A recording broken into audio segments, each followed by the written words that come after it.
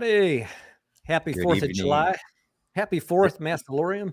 Happy 4th to you, Tony. Happy Canada Day, belated a little bit to any Canadians out there. Canada Day was Friday, July 1st. So Pantheon and all the Canucks, our Happy Canucks Canada subscribers. Day, eh? Yeah. Yes. How was what did you do today, T? Anything? We took it easy. You know, it's blazing hot down here in Texas. Oh, I bet. 100 plus something. I mean, I took some trash outside and I almost fainted. Did you? Just from taking the trash out? Jeez. No, I'm just kidding, but It's pretty hot. hot. If you don't have a pool to jump in within about 3 steps, you're basically screwed. So it's either pool or theater. Maybe we'll do a movie tomorrow. By the way, did you hear Minions is doing really, really well this weekend? I did. Yes, I did. Yes. Yep. First big weekend of the quarter for us, right? And next weekend we have Thor coming out, which I'm really excited about. Hopefully it does very well.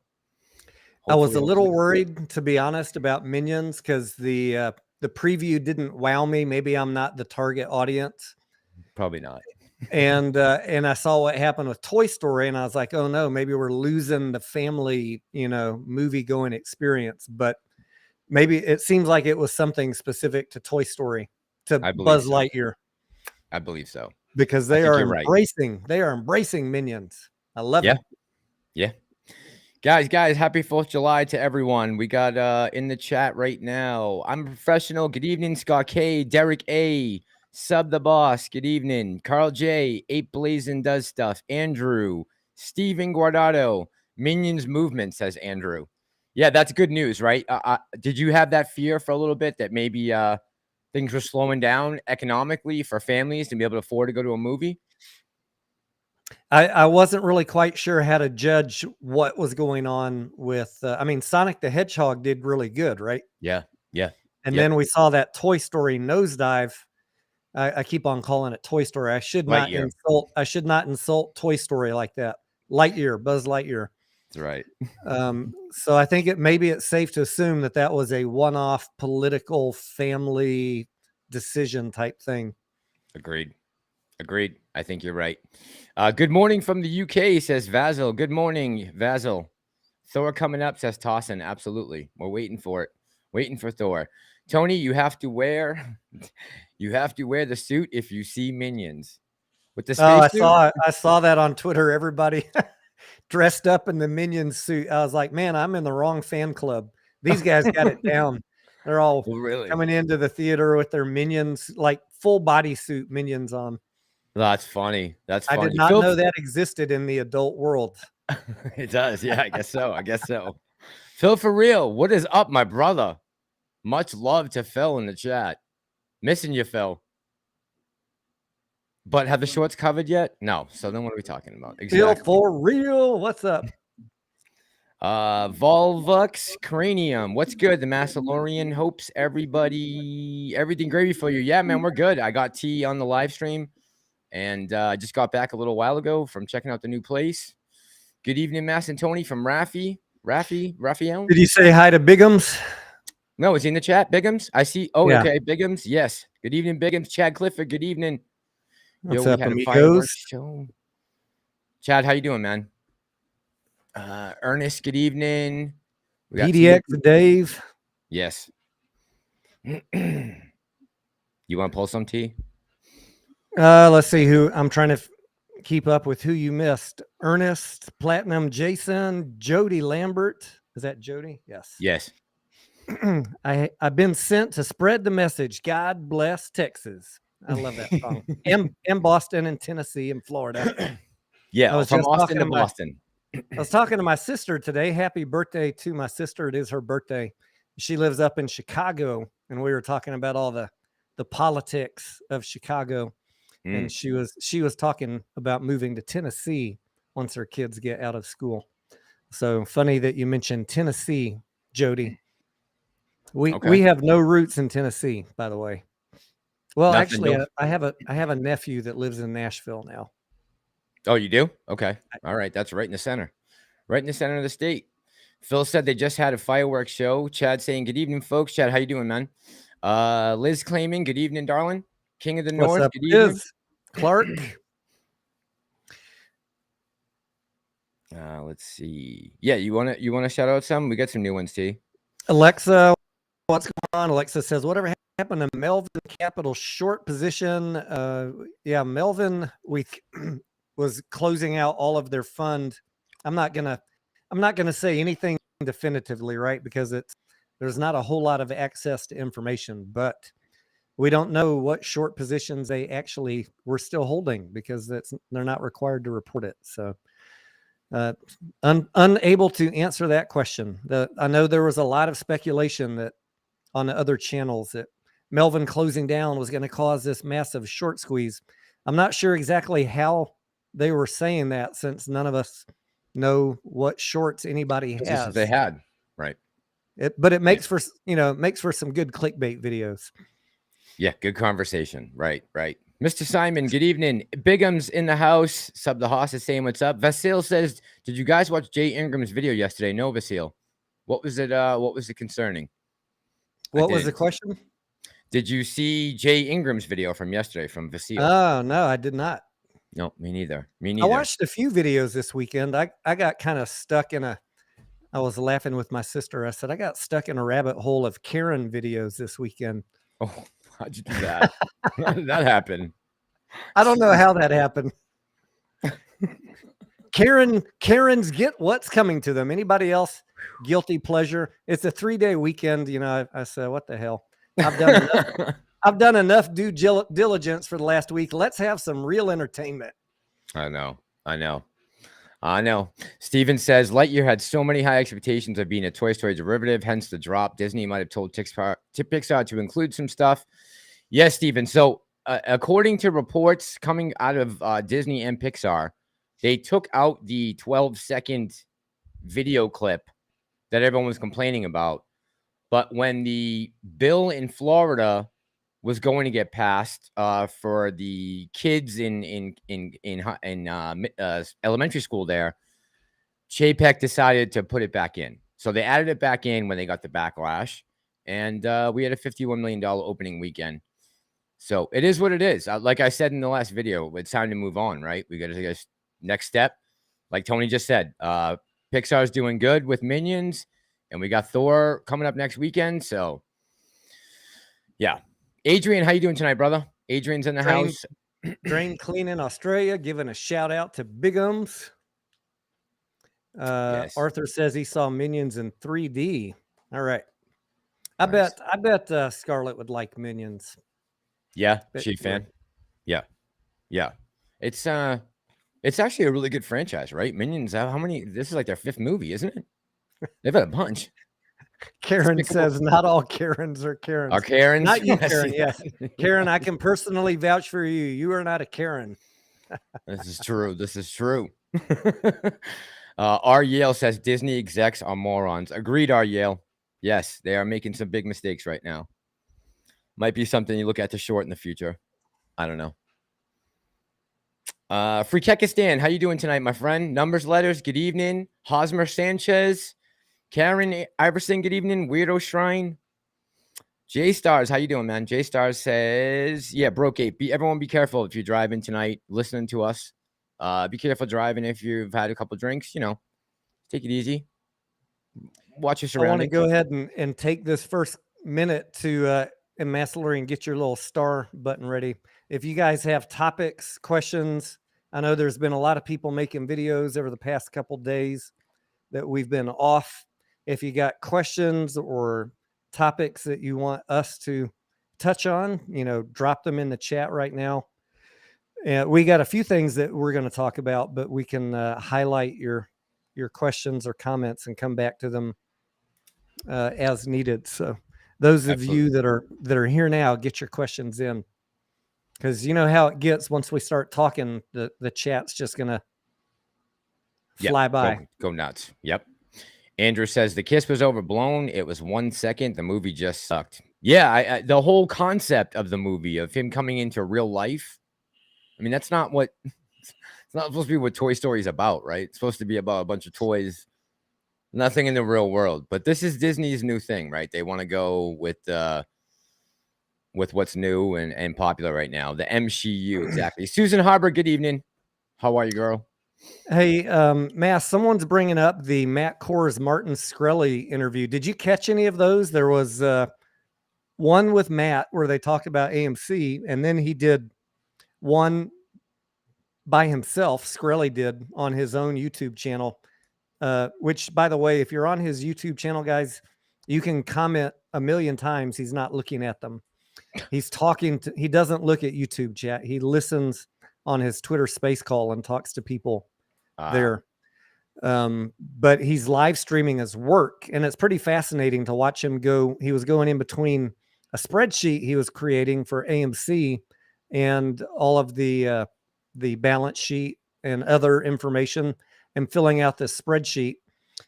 And then he did one the next day on GameStop. Now I've noticed, I didn't check today, but I noticed that he marked all those private, but I did get to watch them. You did. And yeah, he came up with a price, a fair value price for GameStop. I don't remember if he came up with one for AMC. And now in subsequent lives, he's been coming up with spreadsheets for other ticker symbols. So check out Martin Shkreli. I know he's got kind of a hit or miss reputation. I'm not going to comment on that. But watching him work is pretty fascinating, and listening to his very Massalorian, I think you'd like him. Very pragmatic, logic-based way of looking at stocks and the market. He's like, I don't care about tribes. I don't care about clans. I don't care about changing the market. I'm trying to figure out how can I make money. I got to appreciate that. It's an interesting take. I mean, he's an ex-hedge fund guy. Oh, he is. Okay. He's not just a pharma. He's not just a farmer bro. Okay. He's an actual Wall Street. He has actual Wall Street experience and knowledge. He worked at Wall Street, and he had his own hedge fund for a while. Yeah. Okay. Got it. Yo, definitely. Yeah. This is the first someone's brought him up to me, so I will definitely look into him. And I have a little bit of time tomorrow, right? Besides the the video about the Constitutional Republic, but we'll save that for the video. Carl J, Dr. Dazzle. I said hey to Adrian. Susan Harbor's in the house. Numbers letters. Clark, good evening. Arthur Martin, you want to do some shout outs to you? Christian Princess asking about Pantheon, talking about the lawsuits. We will touch on that. Yes, thank you, Christian Princess. Silver Surfer, thoughts on Cat Phase 5. We got Bigums in here, the Cat 5 expert. Maybe he wants to if he's still come on, or I see him commenting down below. It's not Cat 5. Cat Phase 6. Phase 5 is for ISDA. Cat system is auditing system for FINRA. And all of that got pushed out. Bigums, correct me if I'm wrong, because I might be, to the end of this year, if I'm not mistaken, right? Yes, I believe so. Please correct me if I'm wrong, because I don't check on the Cat system as often as he does. Only about twice a year I check on it. I'm not joking. I mean, I looked into it. I did some deep dives on it last year, and I was like, this is a ways off. And then we came up on the date for this year, and I was like, oh, they just pushed it off again. So if I need to know anything deep dive on Cat system, I go to Bigum's channel. Yeah. That's the direct connect to go to. Absolutely. There's only so many hours in the day to become an expert on different things, you know? Yeah. That's why we try to turn our attention and bring others on, right? That know a little bit more than we do. Yep. Even though they might not agree on everything, at least we see eye to eye on a few things, and we can talk about those. DD Efi says he worked for Jim Cramer. I'm assuming talking about Martin Shkreli. He was working with Cramer. He did work for Cramer. Yeah, before before Cramer retired. You wouldn't even think that by looking at him that he is that old. And he did another video. Maybe you could put it on your live stream tonight, Massalorian. Okay. It's about a 4-minute video titled "Learning Spanish in Prison." I was dying laughing. Now I don't know how many Spanish speakers we have. Maybe it would just go over people's heads, but the story he tells about learning Spanish in prison had me rolling on the floor. Well, okay, I have to hear that. I haven't heard that yet. Arthur, I'm looking for your question right now, my friend. Can you please check my question above? I am looking for it diligently. What the hell is it? Tony, if you see Arthur's question, can you direct I'm me towards looking. it? I'm looking. Okay. Yeah. Unless it's I don't way think. up. I think he's on your chat. Okay. Arthur, if you can throw it up one more time, I will absolutely address it. Matt, 111 Mr. Simon says, Massa, also short squeeze channel brings good DD, Big M style. Yeah. Have you ever watched him, T? Short squeeze channel? I know of the channel. I can't say that I've regularly watched it.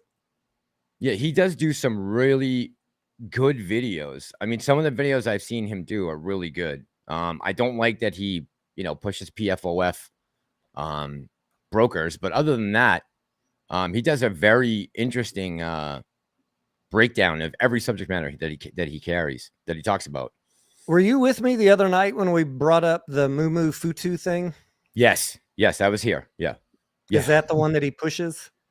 No, I believe he's actually still doing Webull. I'm pretty sure. It's in the descriptions of his videos. I can't remember off the top of my head. By the way, coincidentally, the next day I saw something on Brenda's channel where she was talking about Mumu Futu, and she said that CSI talked about that a long time ago, which I must have missed that one. I must have too. I don't even recall that. CSI, if you're here right now and sober, let us know. Did you talk about that before?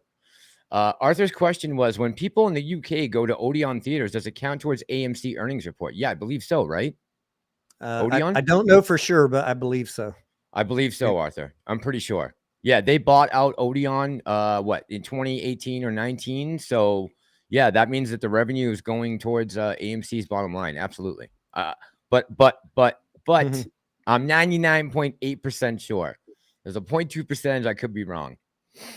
Maggie, good evening. How are you tonight? Good evening, guys. Yes, I hope you're having a good weekend, Maggie. Lionel, good evening. R. Yale, Carl J. All in AMC, good evening, good evening. Dempsey, Weirdo Shrine, says his first time. Welcome to the channel, Weirdo Shrine.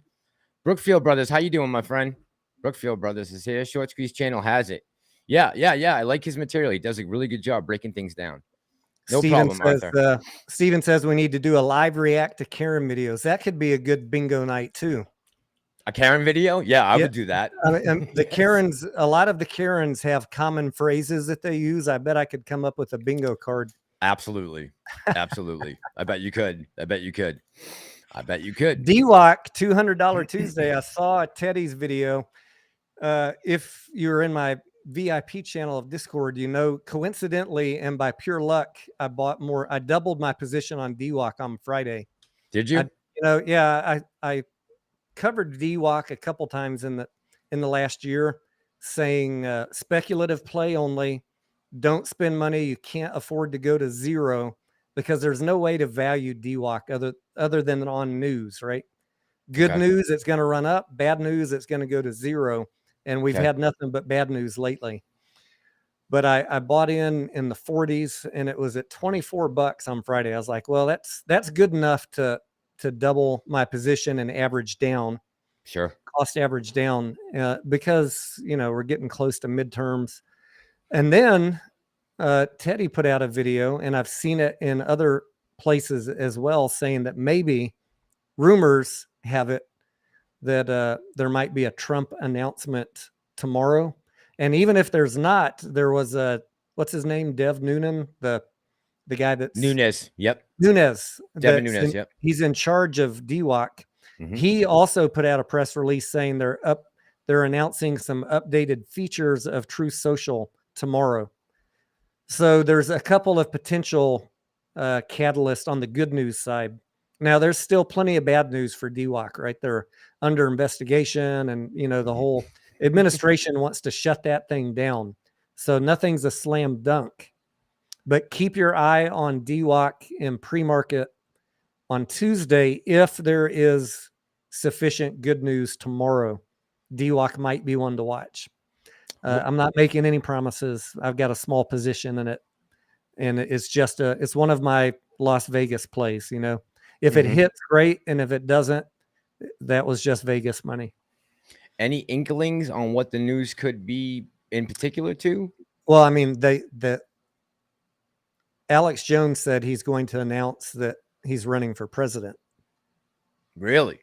Now you got to consider the source.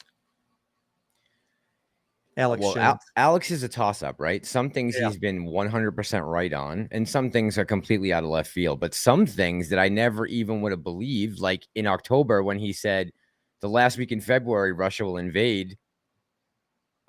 Wow. Okay. I don't know how he knew that, but he's gotten some things right. There's some things I just can't lie about that he said, and they were conspiracy theories 5 years ago, and now they are just in Wikipedia. So, go figure. I don't know what to say about that. He's the sources, it can fall. You can fall either way with Alex, right? Yep. But that's interesting. That would be big news, I would think, for DWAC. That might send a lot of people to the platform, right? With an announcement like that. A lot of traffic. Volux Cranium, I got to read this to you before I forget. It says, Massalorian Heyman, I really want this out there because it is a genuine worry I have. Shkreli is not our friend. He's a plant. That YouTuber is the door for Shkreli to enter the movement. Yeah, I mean, I don't see why that couldn't be a possibility. Why that couldn't be a possibility that he's planted in, and what better person to plant him with than Matt Kors? Yeah, the funny thing that I didn't say when I was talking about it earlier, I'm glad that you brought that question up from Volvux. He had a fairly good interview with Matt, and engaging, like seemed like an ape potentially type. And then in his own YouTube channel, he completely trashed Matt Kors and the whole cult. Yes, and the whole cult thing. In fact, he trashed it so bad that our friend Marant's Rants made a video laughing at the whole ape community. Look at what Shkreli said on his own channel about you guys. Wow, really? Got him. And then the funny thing, I asked Marant's for a comment because the next day, Shkreli did the same thing to GME. He spared nobody. Yes, he spared nobody. He went after GameStop the very next day on a 2-hour video. Okay. So I would say then we should be leery if anything of Shkreli, huh? Okay.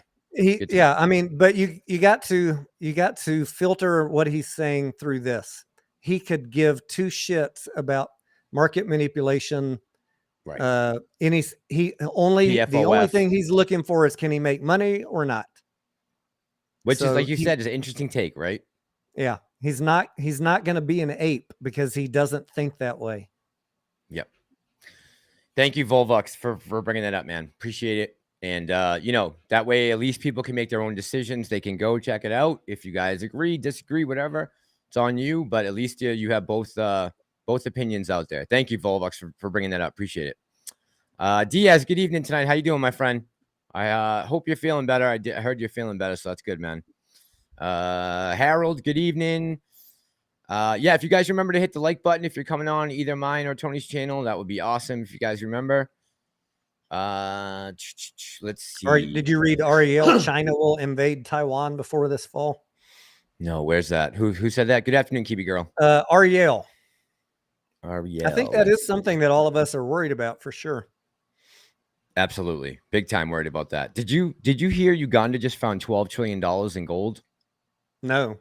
They just struck $12 trillion in gold deposits in some vein somewhere in Uganda, and they just awarded the contract to a Chinese company to take it all out. 90% of which he is the president of Uganda, the prime minister, is trying to say why did we have a Chinese company come into Uganda to extract this metal? Why aren't Ugandans? Which they'll probably put the Ugandans to work, right? Doing the labor part. But why is a Chinese company? I mean, as soon as the announcement was made, boom, China was in there. Watch very soon that possibly Uganda is going to find the need for democracy from the West. What do you think? Have you checked the spot price of gold since that announcement? Did it have any effect? You would think $12 trillion being flooded into the market of gold would bring it down a little bit, no? Let's see. Yeah, I mean, it's not going to be flooded in tomorrow, but you would think just the discovery of it would have some sort of impact. Absolutely. Let's see.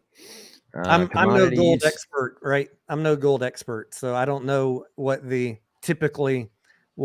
discovery of new deposits does to the spot price. But So right now, I'll pull it up for you. They discover oil all the time, and it doesn't make the price of a barrel of oil go down. It's the immediate supply really is what affects things, right? True. Yep. So we came down a little bit, but the price of gold fluctuates on a daily. It's still around 1,800. That's basically no change. Yep. Let me show you let me see if I can find the article though. Let me put this back. See if I can find the article. Jeffrey says, do you guys think the market will crash more? Jeffrey, I think there's greater than a 50% chance between now and the end of the year. Just my guess, based on the old R word, recession. Stay tuned in July for more news on the recession.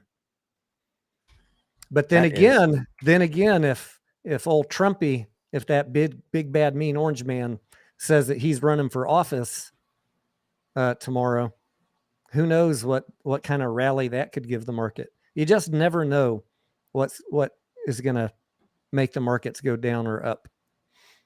We got worries about China and Taiwan. We got Russia, Ukraine. We got recession, interest rate, mortgage rates. There's so many things that could tank the market right now. Yep. Let's see. So mining in Uganda, here it is. 12.5 tons of mined gold. Investor Wagagi's initial investment is USD 50 million, 3,000 direct jobs. See the picture here. Groundbreaking ceremony. This was from October 5th, 2021 was the actual, I guess, when they broke ground on it. This article is from last week, talking about how the process is going, the license that the company just got, how long it's for. Now that's up to 200 invested in refining it. But the prime minister's upset because even in this paragraph here, it said the reports are aimed at attracting gold miners and investors in the crypto sector, which was interesting. This is a guy from the Ministry of Energy in Uganda. Said they're aimed at attracting gold miners and investors in the crypto sector. So take that for what it's worth. But yeah, that's a big find of gold. Sector. That's weird. Yeah, I don't know. That's interesting, right? Yeah, not sure. By the way, guys, speaking of crypto, this would be a good weekend to order your Ledger Nano. And if you're worried, I know you all are hearing about these different exchanges going under, with Voyager being one of the more recent ones. And I had a lot of people asking me, even my sister was asking me, what about Coinbase? I was like, I moved all my shit out of Coinbase a month ago. If you're worried about crypto going down or your exchange potentially going under, you might want to think about getting a Ledger Nano.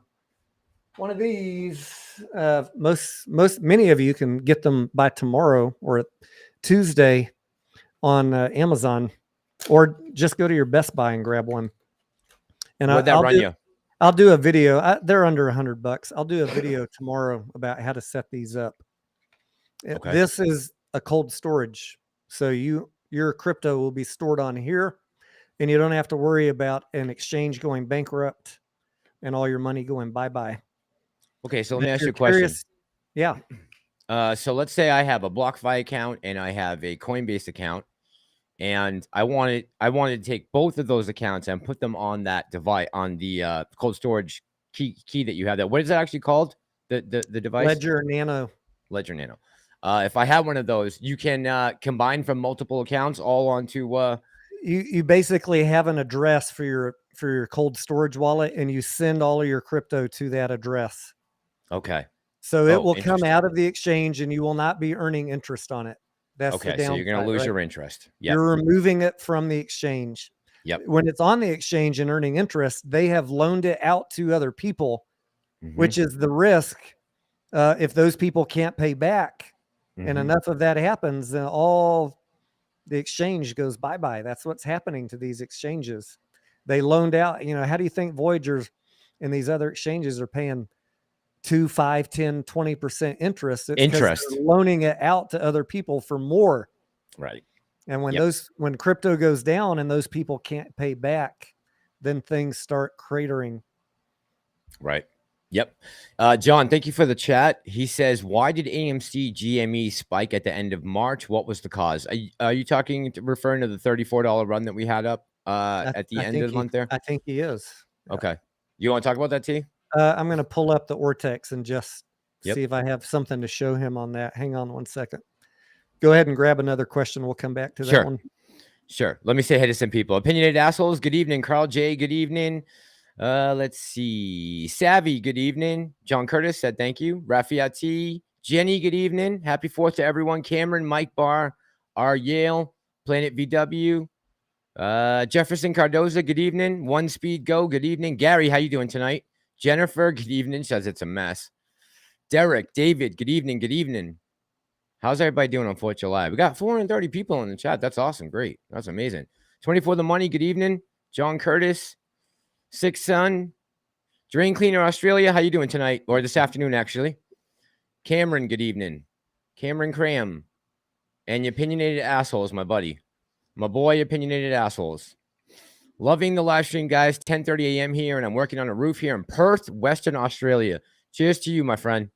With you guys blasting out my phone speakers. Haha. Man, that sounds like a good day's work, man. Appreciate you tuning in. Thank you. 20 down to. Can I put this up? I was looking to see if there was any noticeable decrease in the short interest right before that spike on March 28th. That happened on my birthday, remember? Yes, I do. March 15th, the short interest reported on the exchange was 20.28%. And it didn't even drop half a point right after that spike. So I don't know that I have a good answer what happened to cause it to run up from $20 to top of that wick, $34 in a matter of 2 or 3 days. I don't know that we ever figured that out. I'm looking for OA's question on options. OA, I'm looking for it. Oh, here we go. I think this is it. Sorry, man, I missed it. Gamma ramp built on the options for July 15th. Wow, we talked about that, Tony, right? I think you have some options for July 15th, don't you? I have for AMC. Yeah. I have July and August. I have so many different ones, not just on AMC, but I've got a little bit on Mullen, which is a fun, interesting little topic too. I did a video on Mullen, by the way, the other day. I don't know if you caught that. Yes, I did. I did say at the 12-minute-ish mark, for those that didn't stick around to the very end, I have found zero reason to buy any shares of Mullen. So if any of you did not get through the video, I don't own Mullen. Not exactly bullish on Mullen, but I'm not going to ignore that there is a lot of retail pulling for it.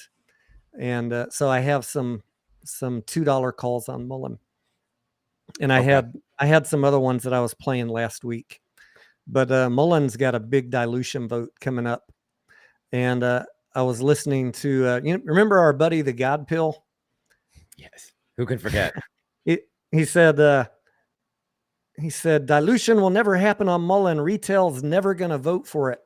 And I think it's important not to overlook the fact that retail does not own the entire float on Mullen. Like the CEO and his proxies that were handed to him in a voting agreement, he owns like 150 million shares of voting power of Mullen out of the 350 million float.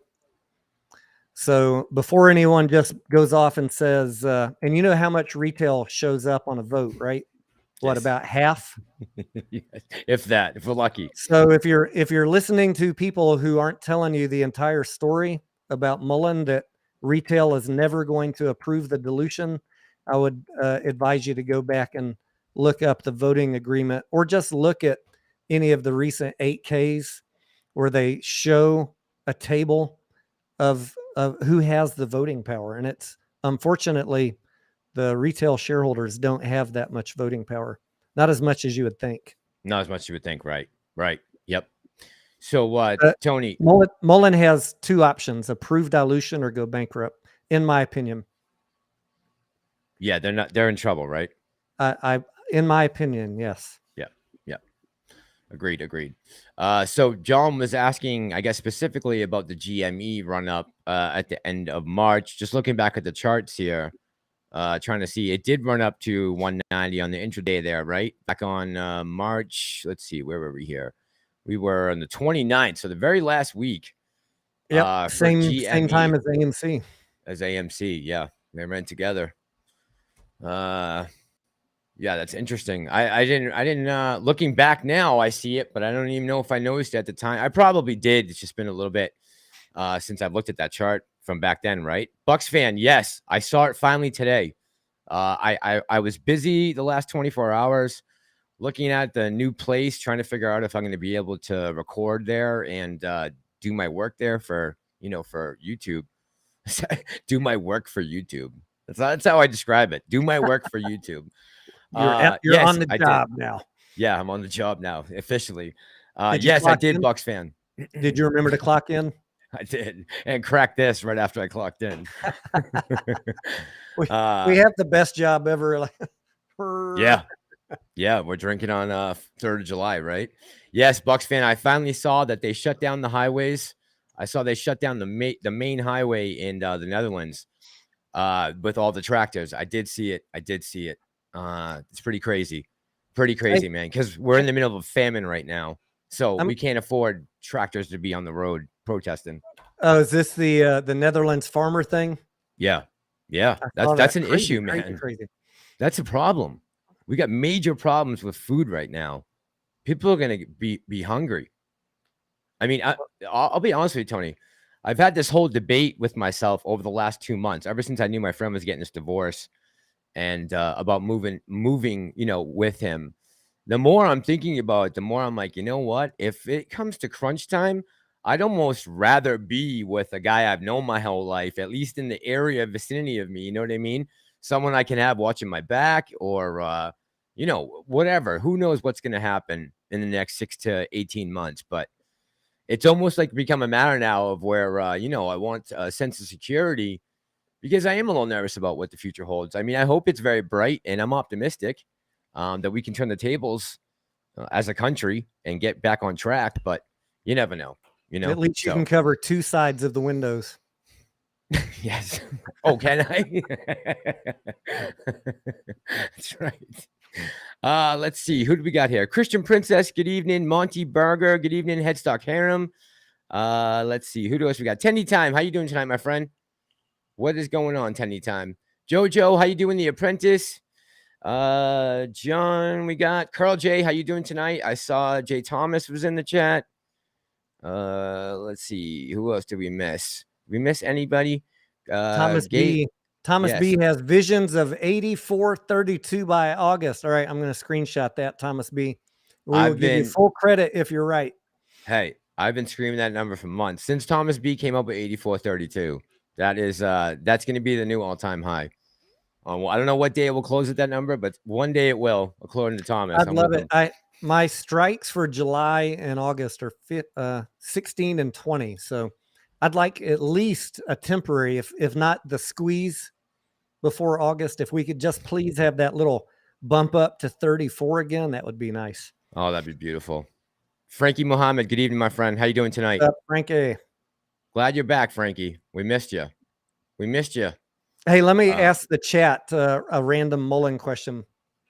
As I was going through all the DD earlier today, they have 2 Mullen 5 prototypes that they created for their roadshow. Okay. How much do you think that they spent on those 2 Mullen 5 prototypes total for both cars? Oh, for prototypes, they're actually running vehicles. You can actually drive them, or are they just okay? How much did they pay for them? I would say maybe 250,000 prototypes. 125 each. In the chat, what do y'all think? We got Massalorian's answer. Let's see, chat. What do you guys think?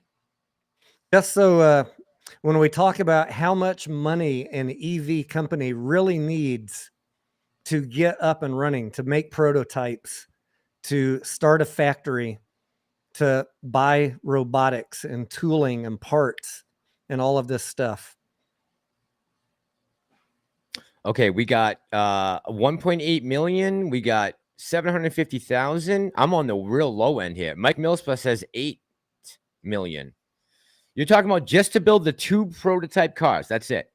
Just the actual price of the material and design into it. Okay. Yeah. What they reported in an SEC filing as the cost allocated to those 2 vehicles. Got it. I'm going to go ahead and say it now before someone looks it up. It was $4.2 million for 2 cars. How is that possible? How is that possible? That's crazy. Grandpa Barney, good evening. Dips Patel, Guy, good evening. Leon, PDX Dave, Chris NYC, Andrew, good evening. Happy 4th to everybody, by the way, if we haven't said it yet. Audio Plug Records, Jeff C, the dude on the couch. How you guys all doing tonight? That's crazy, Tony. That's a crazy figure. It was way higher than I thought. I'll tell you that. I don't know that I ever have seen. I mean, I dealt with prototypes in my old job in electronics, and I knew those were expensive because you had to CNC, basically 3D print all of your parts because there's not tooling made at that point, and that's expensive. Right. But 4.2 million for 2 cars that are going to retail for like $40,000 once they're in mass production. That's crazy. Yeah, I think that's where I came up with the 125 number. I'm thinking the car probably cost about 40 grand in materials, and then what you got to put. Well, I guess the design's going to cost you a lot of money, like you just said, the special tooling that you need. Yeah, Chad's saying that he thinks that's kind of cheap. 4.2 million for 2. Yeah, I mean the problem is when you're making prototypes, you don't have mass tooling, metal stamping, plastic injection tooling. None of that's done yet. So you're paying these specialty shops to create all the parts for you. Right. Until they're mass manufactured, right? Yeah. Got it. Okay. So all that stuff they will be able to use in the future. So all that money they invested, it's a wash. It's a wash, right? Okay. It's gone. That's all specialty tooling, probably created on like I said, a CNC machine or a 3D printer. I don't know. I haven't dealt in auto manufacturing, so I don't know what process they use, but I imagine it's all farmed out to specialty shops where they create prototype parts. And then those prototype parts, once they're refined and everything's done, then they send it off to have the tooling created for mass production. Got it. Okay. Got it. And that's another huge, multi-million dollars creating all the tooling. Yeah. I can imagine. And then you got to dial in all the tooling to make sure it creates accurate parts. I mean, I did that, not in the car industry, but all of that's a process. It's all got to be calibrated to spec, right? Whatever you need. Do you have any investments in 3D printing, Tony? I'm just curious. I have a little bit. Do you have any? No. I do think it's going to be a disruptive technology. I think as far as making parts, designing parts, if you're able to get a schematic or a design, right, a blueprint to any type of object, and you have a 3D printing machine that's capable of 3D printing something, I think that's going to be a disruptive force going forward. Froggy has a 3D printing machine. We should ask him about that one day. We should. I know very little bit. I mean, I know roughly concept how it works, but one day I'd like to buy one. I know I would rabbit hole on that thing and not come out for a couple months. So I don't want to buy one because I'd be tinkering too much. You might make ghost guns or something. I'd make something. I don't know. Let's see. The electrical grid cannot handle it. What are we talking about, guys? We're talking about EVs. Grandpa Barney said, you want to read Grandpa Barney's message, Steve? And yes, Ray Mill, we will definitely update you guys and tell you the last couple pages. We'll pull it up in 1 second, the document itself. But you want to read Grandpa's message? Someone said the electrical grid can't handle it. You guys are going to love the upcoming videos I have over the next few weeks talking about all of these different EV companies and the charging companies. I've got a series of videos I've been working on, and the the discoveries I'm coming up with, some of them are mind-blowing.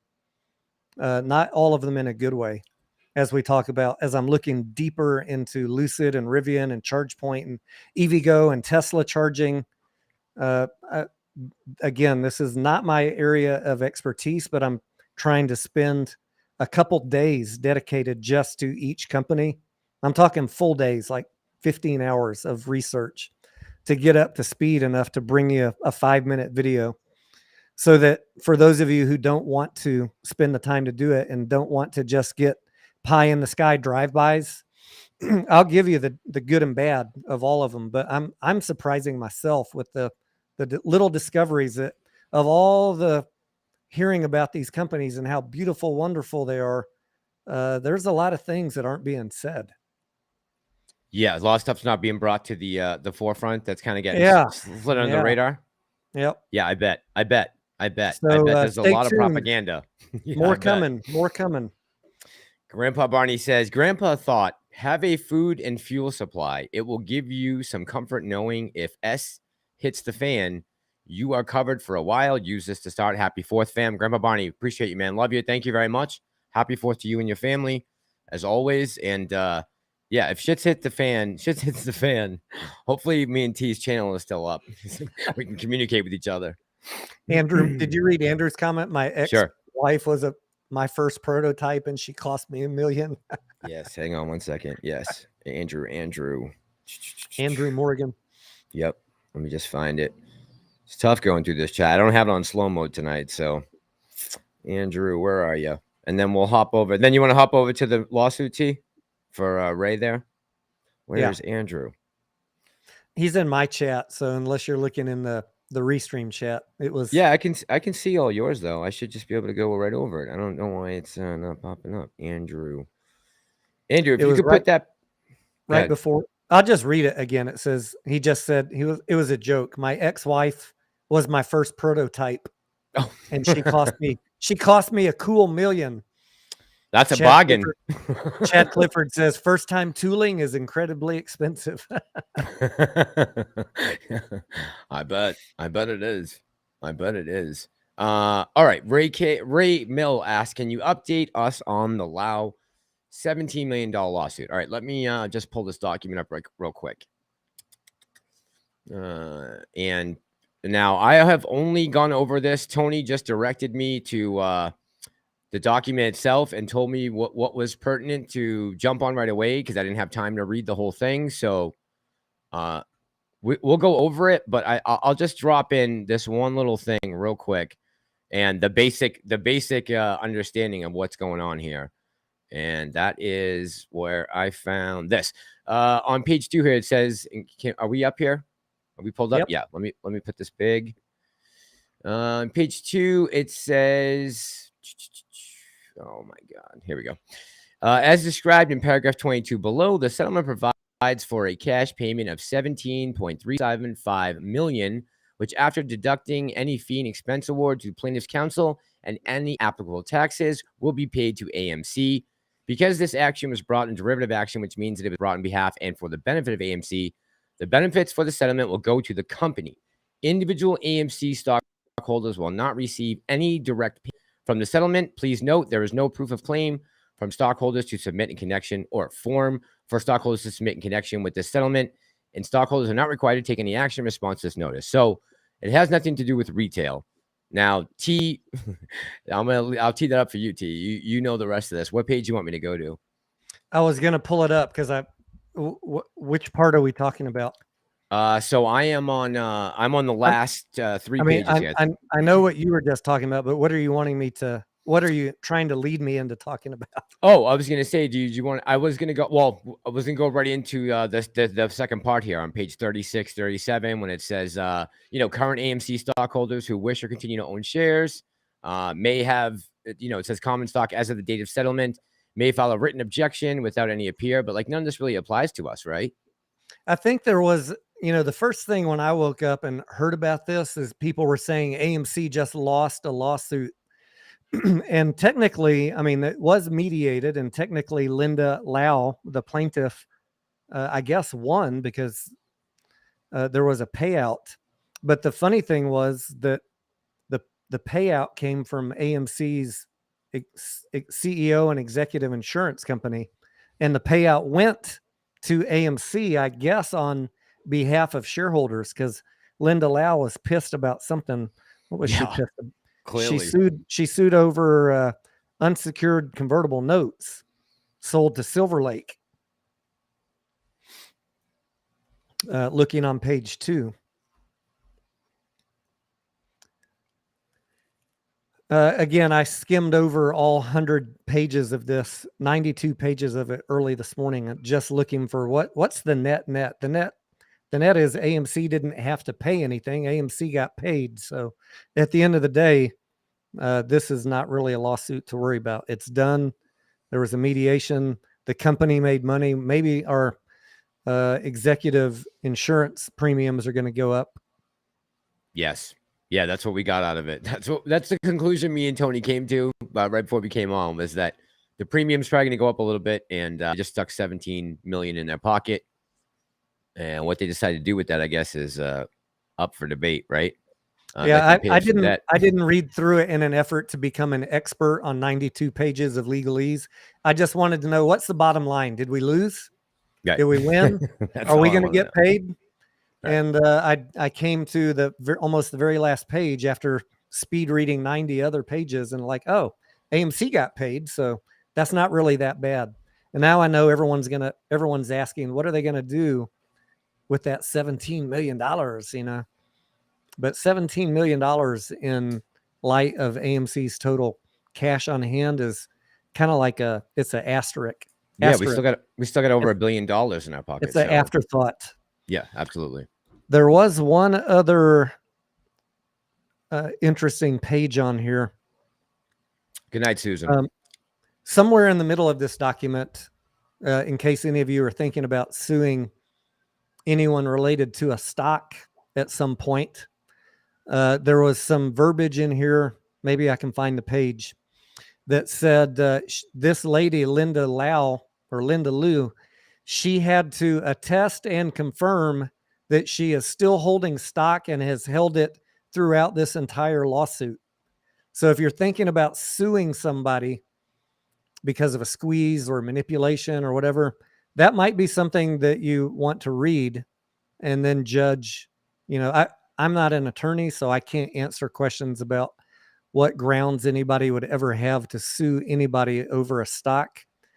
But in my general understanding is, if you're going to sue somebody, you have to actually have damages, like you're still holding the stock, right? If you voluntarily sold something and then later something happened, you're SOL.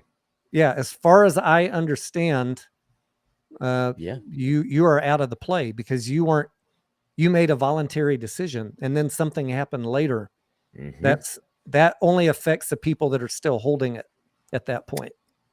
Which is why I firmly and strongly still believe that's why Wanda held on to those 10,000 shares way back when they sold all of their AMC position out.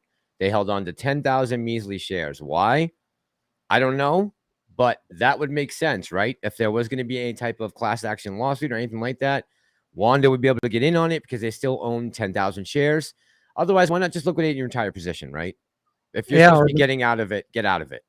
Right. Yeah. Or maybe they were required to hold a little bit because of this lawsuit that they were in. Who knows? You know, not my area of expertise. This is just total speculation. Yep. I would say, if you really have questions about things like that, if you're worried about suing somebody down the road about a squeeze, you shouldn't be asking YouTube. You should be asking, go hire an attorney.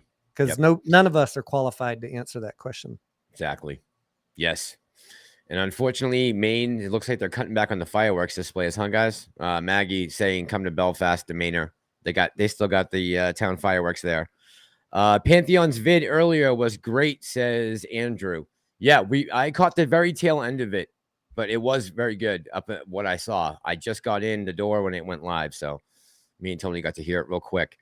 24 in the money, how you doing tonight? Says, I'm suspicious of the reason for the Lau lawsuit.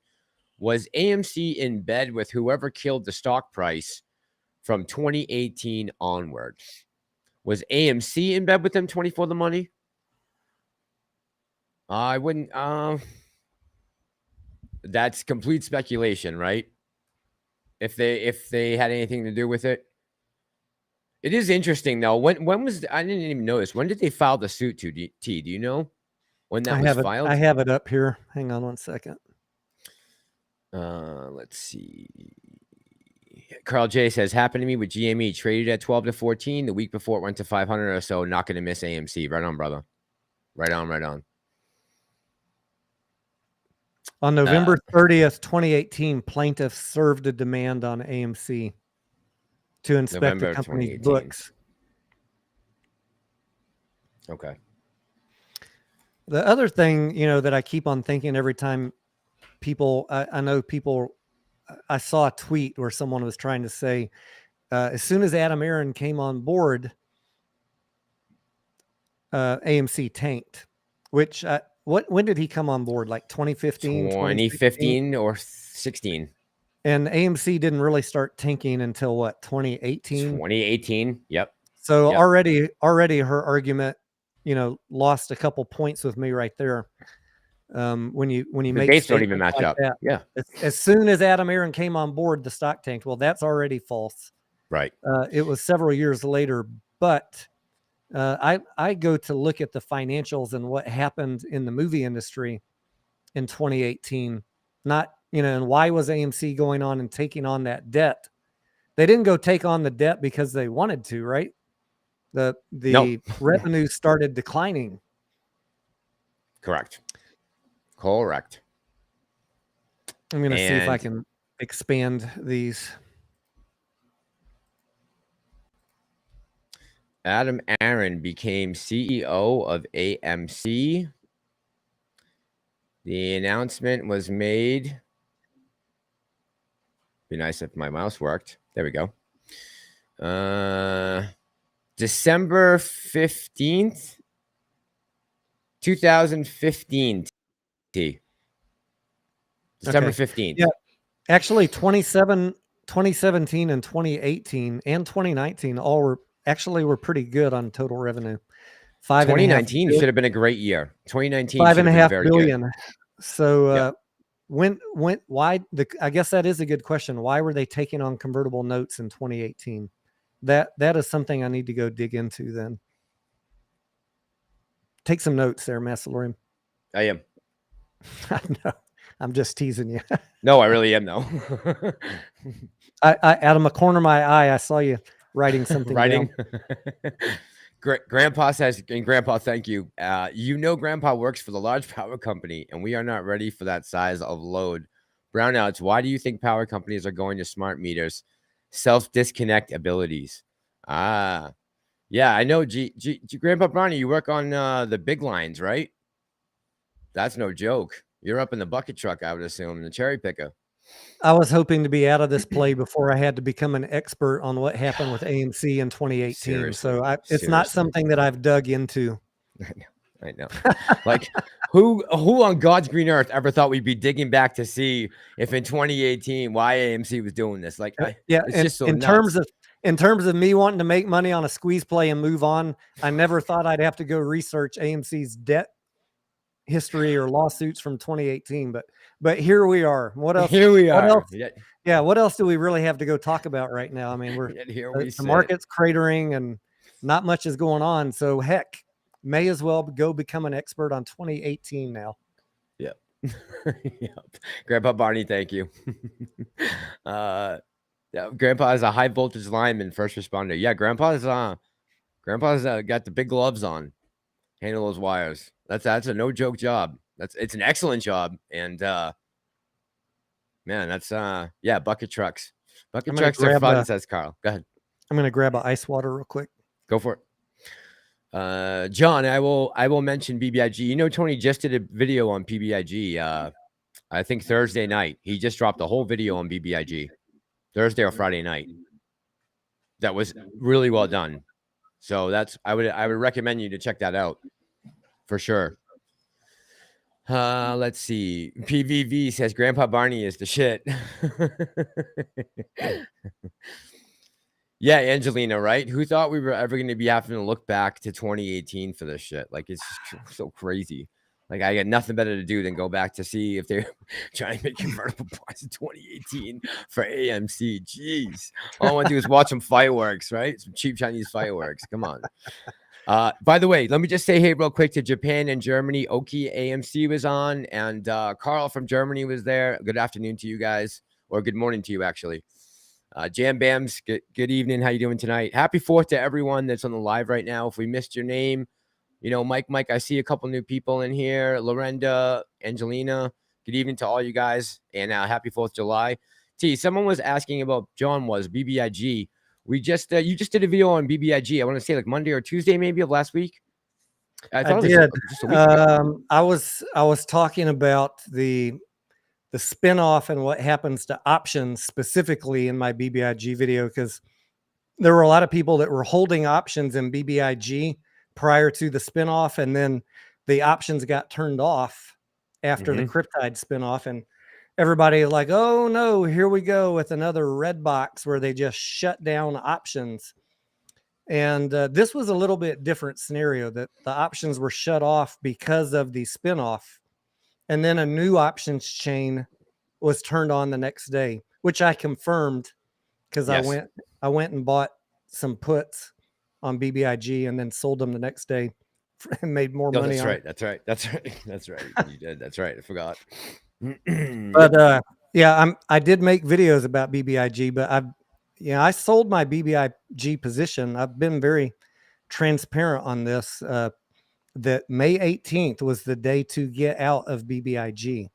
I sold at the top that day, $3 and change, and it's done nothing but go down since then.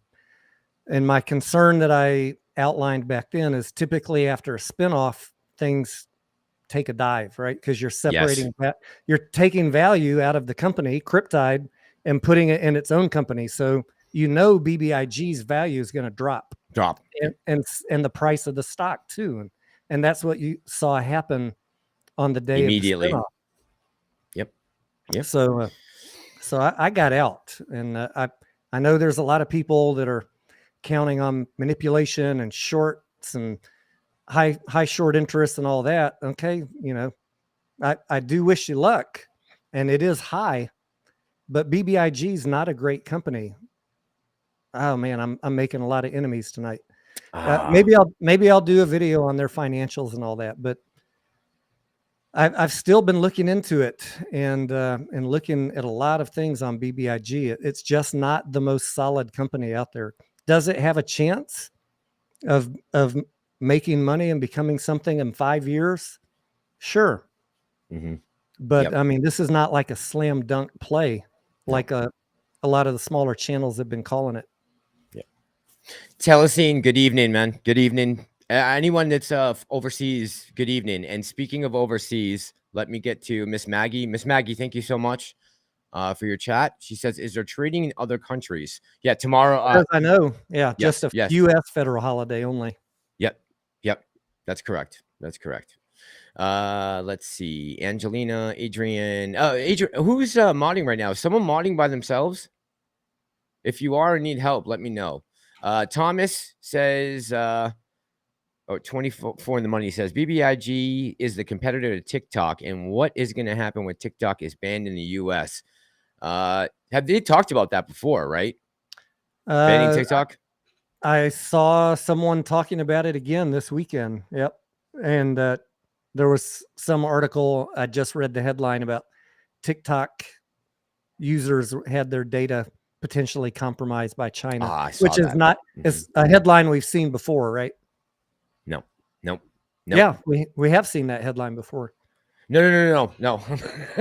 I was just looking about the mod. Who's on the mods? Oh, okay. Sorry. You're like, nope. I'm like, nope.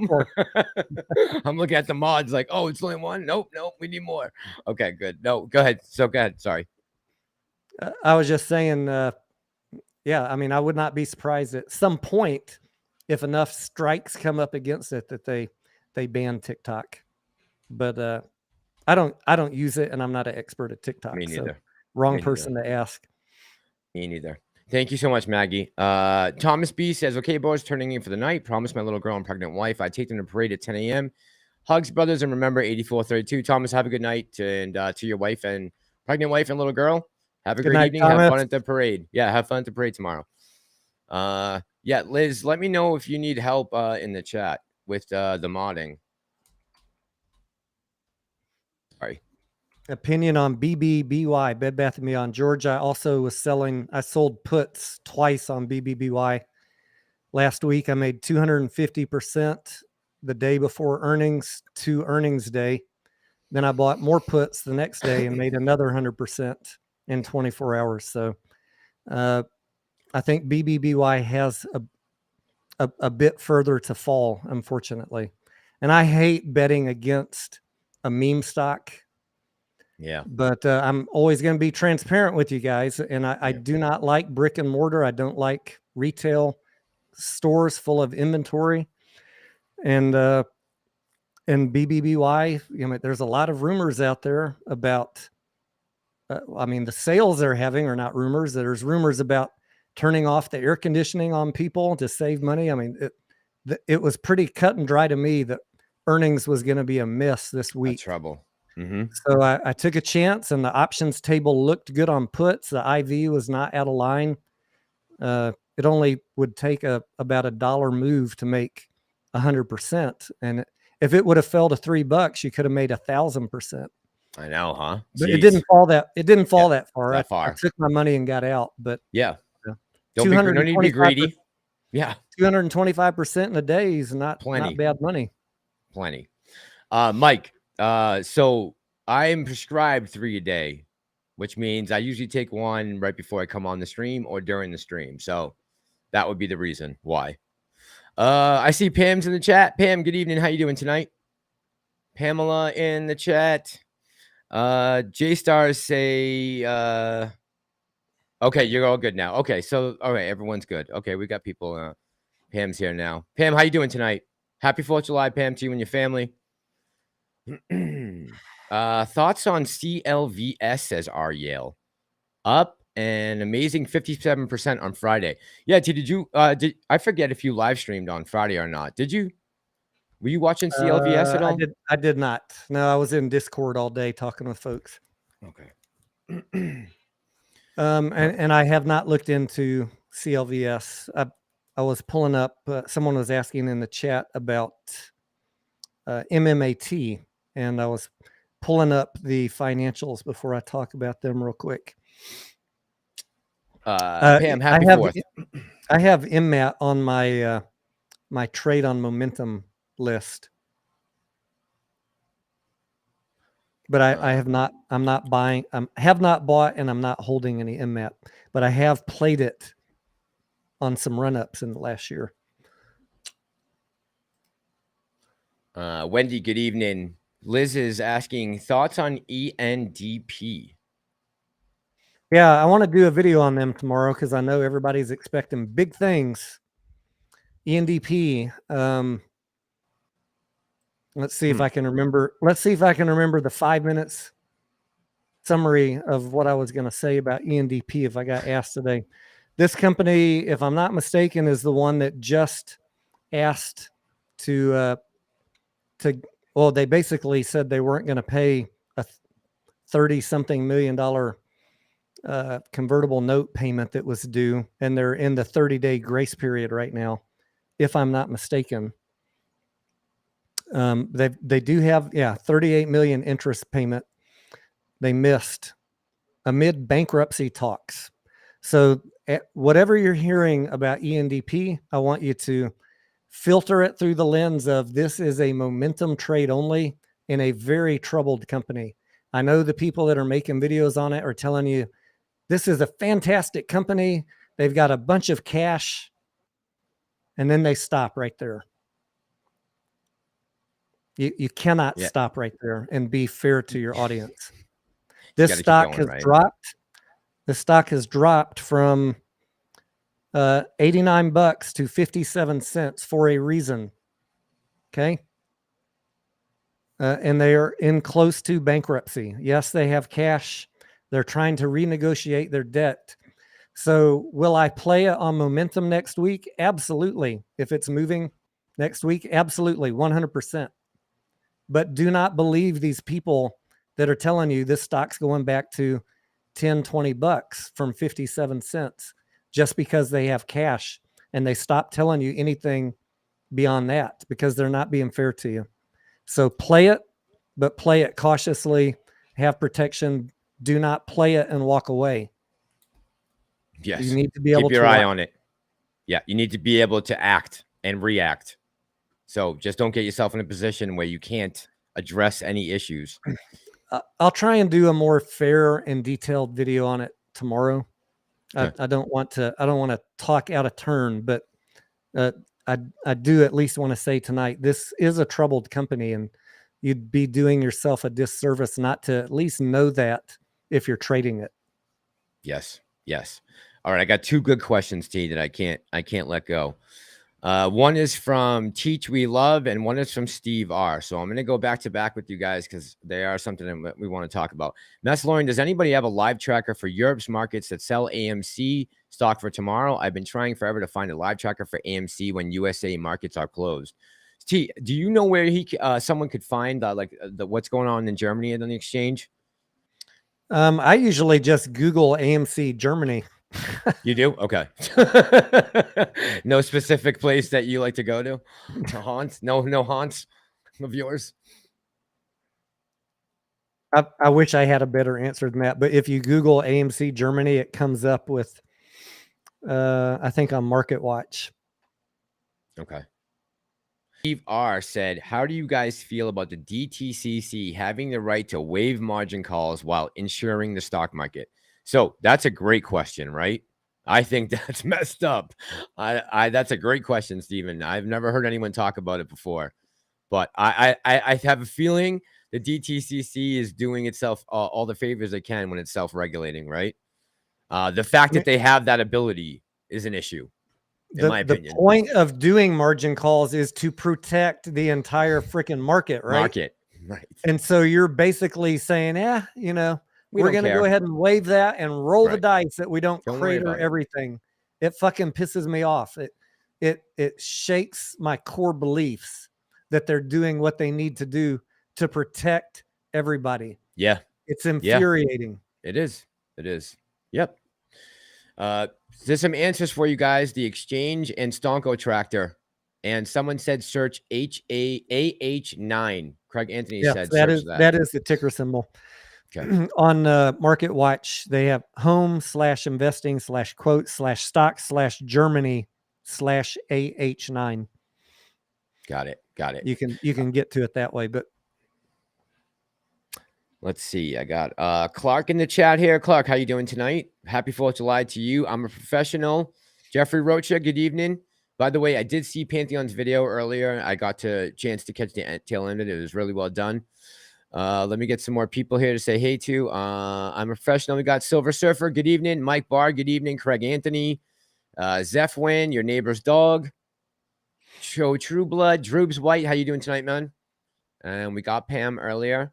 Pam, I'm so glad you're feeling better. I knew you weren't feeling that great today, so I'm glad. I just spoke with someone who knew that you were sick, so I'm glad you're feeling better, hon. It's really good.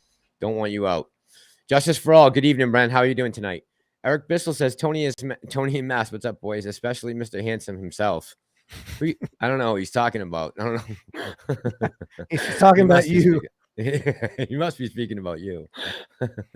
Let's see here. Yes, so, happy 4th to all of you guys.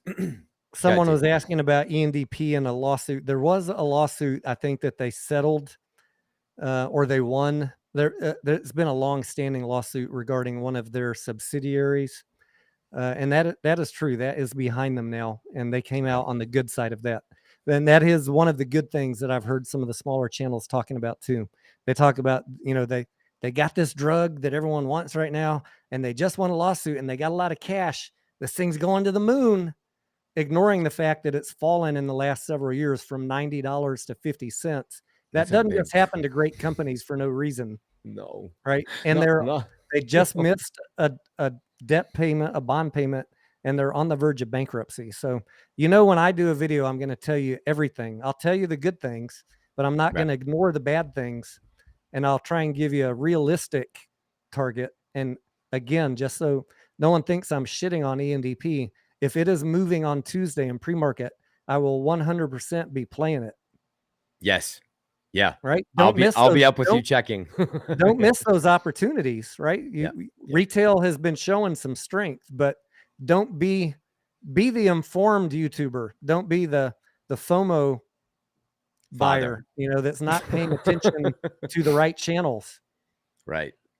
How many people were saying Redbox was going to 500? I saw people on YouTube saying it. Yep. Ridiculous. Yes. We did hear that. And Aliyah, thank you, Aliyah. I'm sorry I pronounced it wrong. Thank you for correcting me. Tony, are you in XRP? Is that Ripple? Yes. I do not have any XRP. No.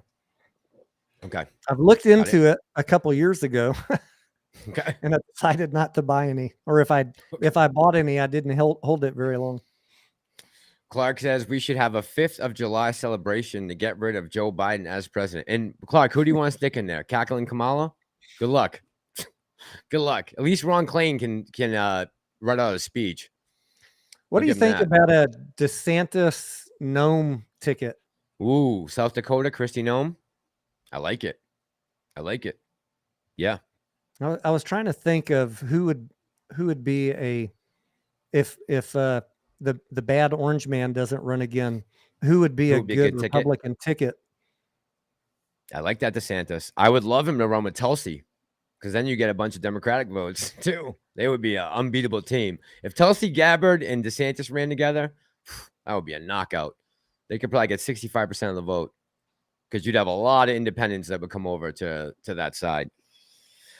Yeah, that would be an interesting ticket. Kristi Noem. I just saw her on ABC or CBS, one of them, with Adam Kinzinger going back and forth about January 6th and Cassidy Hutchinson, how reliable she is.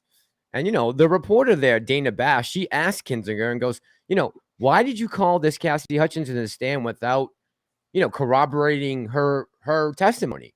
Why, now the reports are out. These people are saying, I never said this happened. And he doesn't have an answer for that, right? They don't have an answer. Liz Cheney is about to get the floor wiped in Wyoming. She's down like 30 points right now to the incumbent. So there's going to be some changes. You see, that's for sure. Justice for All says we need to get rid of more than Biden. He's just a start. Yeah, I know, brother. I know. Tony, have you ever been up in the Dakotas area? I lived in North Dakota for a couple of years. Did you?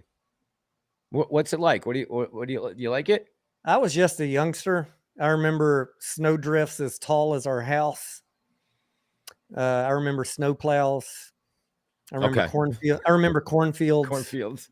And I remember we lived on an Air Force base. So I remember big bombers and missile silos. Oh, cool. Very flat. Yep. Okay. Yep. We were in Grand Forks. Okay. Eric says, how is this GDP stuff affecting our stock market and our AMC squeeze? Man, that question can be twisted so many ways, Eric. Depending on what case you're taking for AMC. If you're taking it as a bullish position that AMC is going to squeeze, the GDP could help us. As far as it being an actual recession, we'll know July 28th is when we get that data back. Yeah, I think Go ahead. Sorry. No, you go. I didn't mean to cut you off.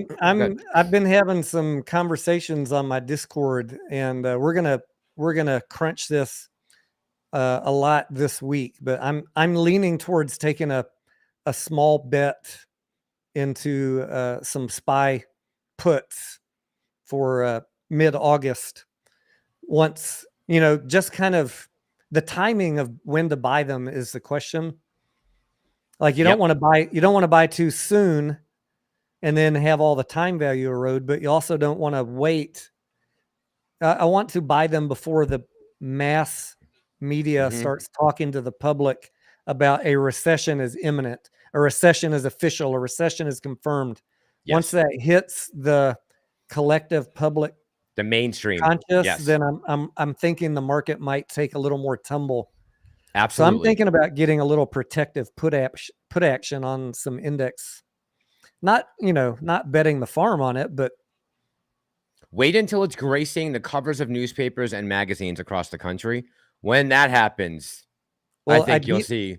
Yeah, ideally, if you're going to buy puts on the indexes, you'd want to be in like the day before that, though. Oh yeah, of course. Yeah. I'm just Right.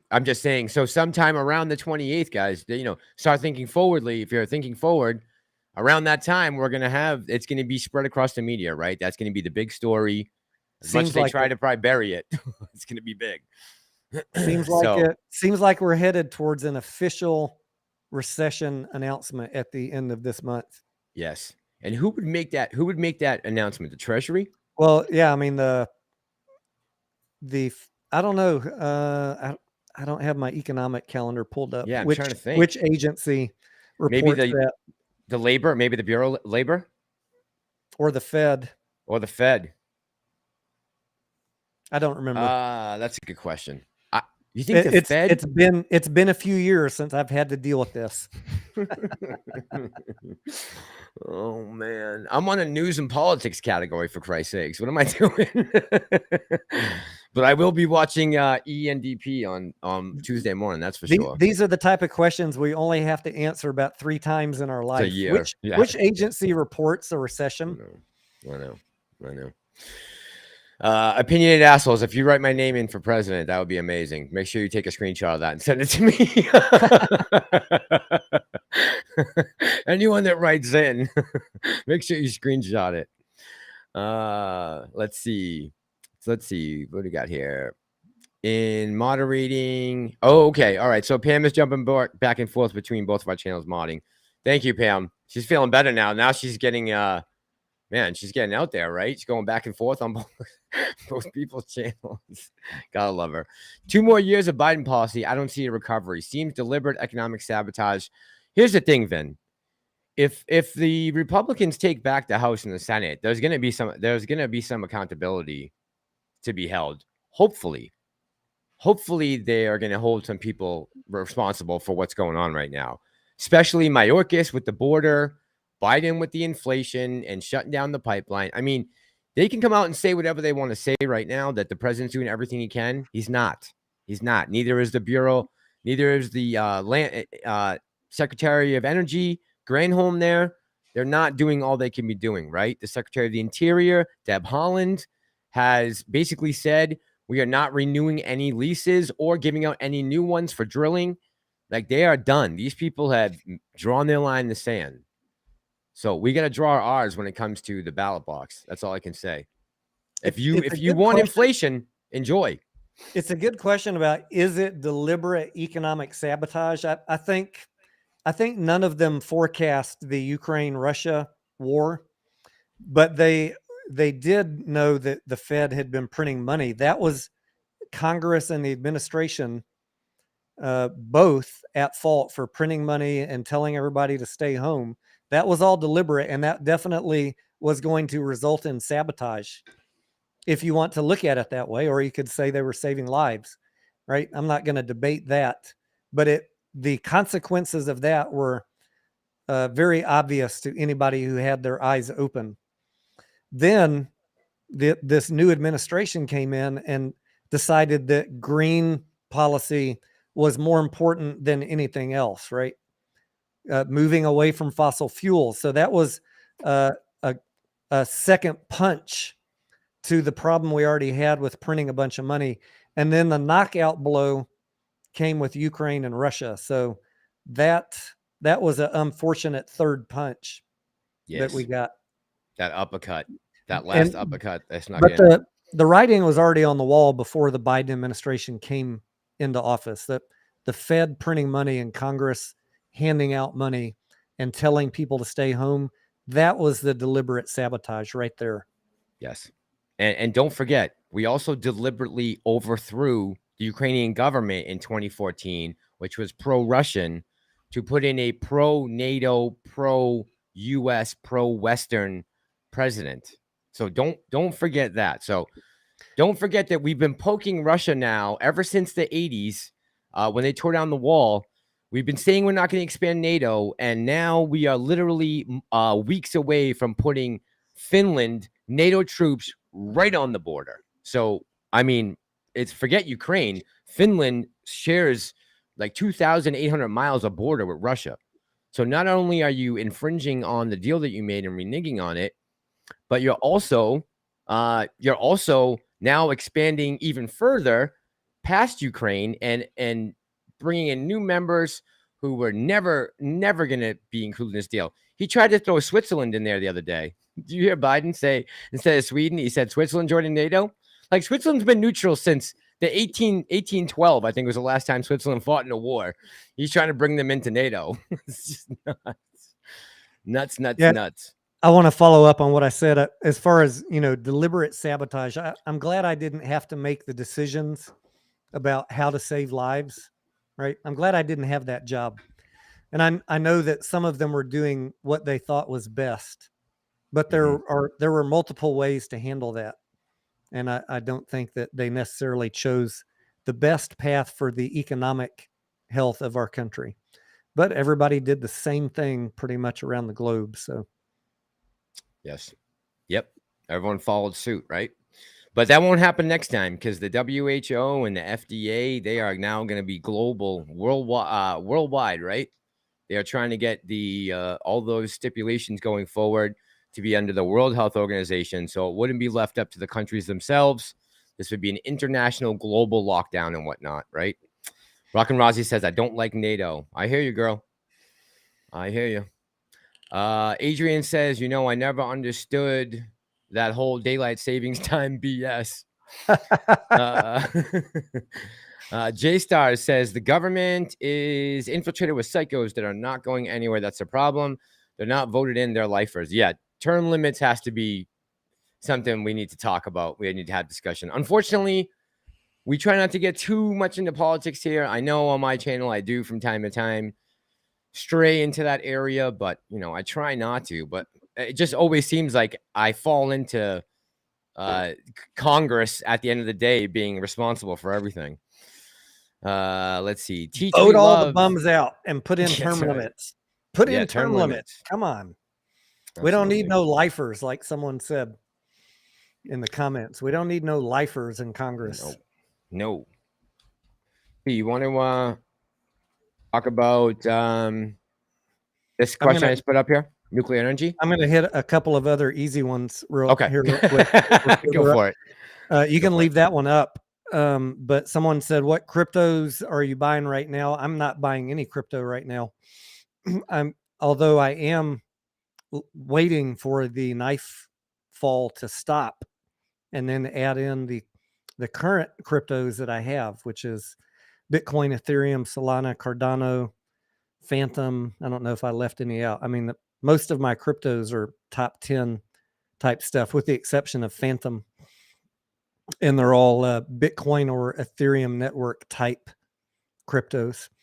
I think the safest ones to be buying right now, honestly, are Bitcoin and Ethereum. But I've slowed down my crypto purchases until I see that we're not falling to $5,000 or $10,000 Bitcoin.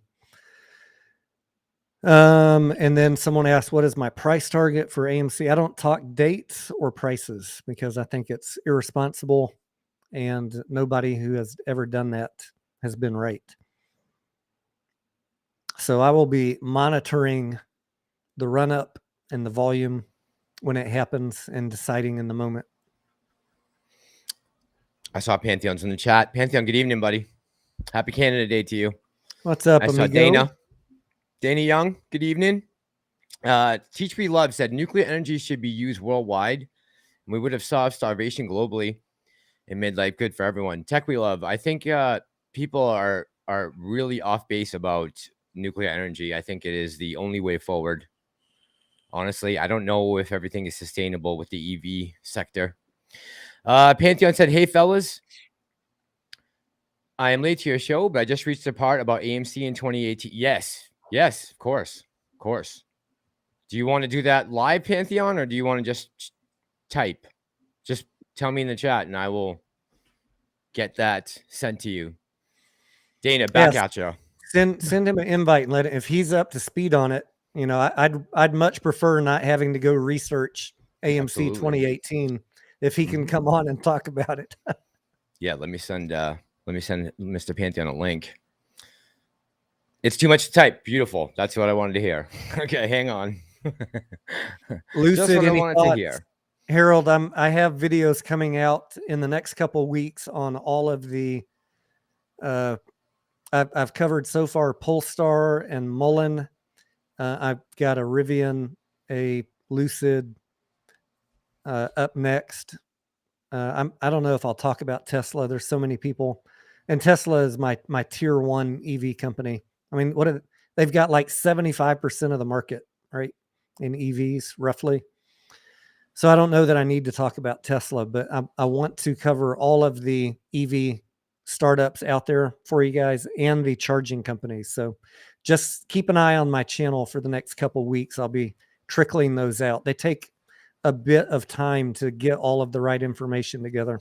Even though it'll be a 5-minute video, it takes me a day or two to pull all the good and the bad together.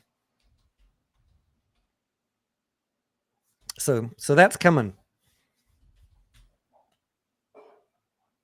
All right, guys. The silky smooth sounds of Pantheon should be coming. Pantheon, that's supposed to be an L, not a semicolon. Sorry. Should say Pantheon should have link. I heard that Sonic will have charging systems. Sonic, the food company? Sonic, like the drive-ins? I'll tell you guys, AMC just got Tesla chargers. Have you seen Tesla chargers at your AMC, T? Haven't looked. Okay, we just got them. They're still wrapped and on the site.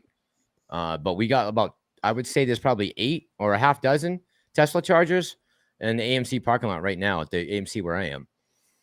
If you guys know what AMC it is, you'll see all the Teslas and you'll know which theater I go to. Rock and Rozzy says I bought 300 shares of Polestar and adding. All right, so Rock and Rozzy is into Polestar.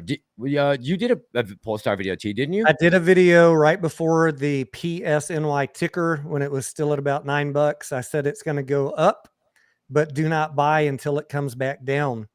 And then I watched everybody make videos at $13 saying, buy Polestar, it's going to 100. I'm like, oh, they were really. It's back down already just a couple days later to $9. So now I would consider buying it, and it still could go down from here if the market goes down. But I do. Polestar is in my tier 2 now. I like the company. I just think there was no need to rush out and buy it all of a sudden just because they changed the ticker, right? Yeah, it was $9-ish dollars. They changed the ticker and people run it up to 13 for no damn reason other than a ticker change. That was ridiculous. Yeah, that's so movement. Now, if you like it, yeah, go grab you a bit and cost average in over time, because the market crash could come and you might be able to pick it up cheaper.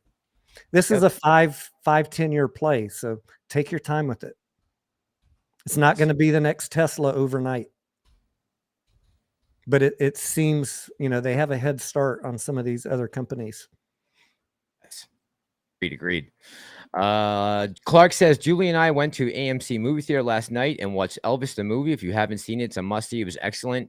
Say hi to your wife, by the way, Clark, Julie. And Tony, I think, agrees with you, right? He feels the same way. You like Elvis, me and KC and the ladies went to go see Elvis with Adam Aaron in Dallas a week ago. Great movie.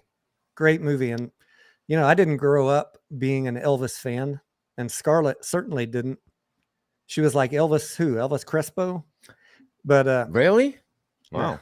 I mean, she was. I'm kidding. Much, right? Okay. But it was a very enjoyable movie. I laughed a lot in the first couple hours, and then of course we knew what the ending was going to be. But they did a great job. Yeah, all the reviews have been great. I didn't realize they made 190 million in its first week when I was looking over the numbers Friday night just to see what we did in Q2, which I'm going to break down this week later on. But looking over the numbers of, the highest grossing movies for the 12 weeks of Q2, Elvis was the winner for the last week from the, June 23rd to the 30th. So, Pam saying Elvis was a great movie. By the way, has anyone in the chat seen, is it called Black Door? The new horror thriller? Black Phone. Thank you. Black Phone. I know Pam's seen it. Anyone besides Pam? And Pam, what did you think of it? by the way?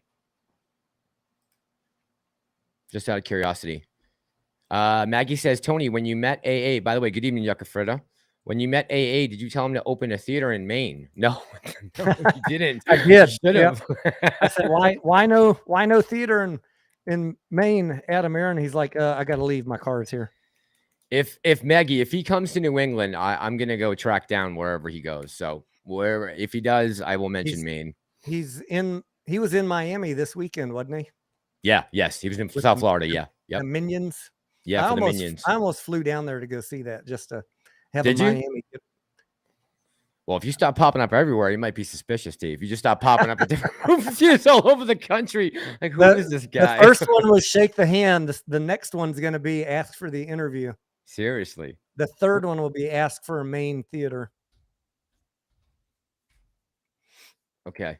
Pantheon, just let me know when you're ready to go. Died? No, I did not cry. They didn't Black actually Phone show him die.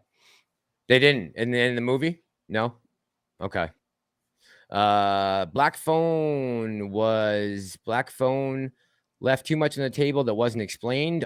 Says Eric. Arthur says Black Phone was good, really suspenseful. I heard it was suspenseful with a few jump scares. That's what I heard too, Arthur. From a couple film critics that I watch. Because you guys know I am a film junkie, so Black Phone was okay. All right, so it's kind of mixed reviews, huh? Stalker Tony, says the dude on the couch. Yeah, he might get nervous, right? I cried at the end when he hugged his son. Is that at the end of Elvis or Black Phone? He passed away 22 years ago, so it was a shock. It was not in Elvis. Okay, so it must have been in Black Phone. Yeah, I've heard really good things about it. Everyone said it was really suspenseful. It kind of came out of nowhere. Suspicious Minds. Good song. I was sad when Selena died. I met her once as Adrian. Yeah, that was awful, huh? She got killed in Texas, right, Tony? Didn't she? Or she was from Texas, right? Corpus Christi. Yeah. That was the first singer that I really, really liked that like hit me hard when I heard that she died. Like I was too young to know about. I knew Elvis died, obviously, right? But I wasn't an Elvis fan. I was just too young. But man, when Selena died, I was living in Texas, and I love her music, and just her performances were fantastic. It was the day before April Fool's, if I'm not mistaken, and I actually thought it was an April Fool's joke when I heard it on the radio. I remember exactly where I was. I was in my car, leaving my house, turning the corner off my street. That's how much it hit me. Wow. I mean, I only remember that about a few things, like where I was when Reagan got shot, where I was when the space shuttle blew up, and where I was when Selena died. And January 6th, right? According to the Democrats, nobody gives a shit about January 6th. I don't know. Don't get me let's started. see. Tony Denaro, what's your favorite Selena song? Says Sergeant Beef. All of them. I probably know all of them. Yeah. All the words. I have most of her albums on CD. Yeah, my mom was a big fan, actually. I mean, that's not really my forte, Selena, but you know. I've seen the movie with Jennifer Lopez probably 10 times. Anytime it's on TV and I happen to be clicking through, automatic stop and watch. Yes. Selena's. Yes. Selena was cute, but no Christy Gnome hot, says Eric R. I cried like a baby when Selena died. Okay. Yes. Oh, yeah. We're ready. All right. So, guys, we're going to kind of switch subjects a little bit because we have an expert on the line with us. We're going to bring him in right now. Good evening, sir. Can you hear me? Hey, fellas. Hey. How you doing? Beautiful. Bum, bum. How you doing, buddy? Long time. Good. Yeah. Miss you. Sounds like you had an adventurous weekend. Me? Yeah. Yeah. Looking at your potential new pad. Yeah. 15th is going to be the move date. So I need to break all this down, put it into, I have some of those penguin boxes. You know what I'm talking about? They're like, to put camera equipment in. They're very sturdy, and they have like locks on them and padding inside. So I got to break all this down and reset it back up in 2 states away in 48 hours. I said, I need to break it down and then get it back up within 48 hours. So it's going to be a trial, but hopefully we can get it done. So nice. Yeah. Nice. Yeah. How you been? Good? Busy. Yeah. Yeah, Do you I know. guys, I don't have a lot of time, but I heard I was catching up on your show and you guys were talking about 2018. I can Yes. help with that if you guys want some Please. explanation on that. Absolutely. Yes. Save us the time.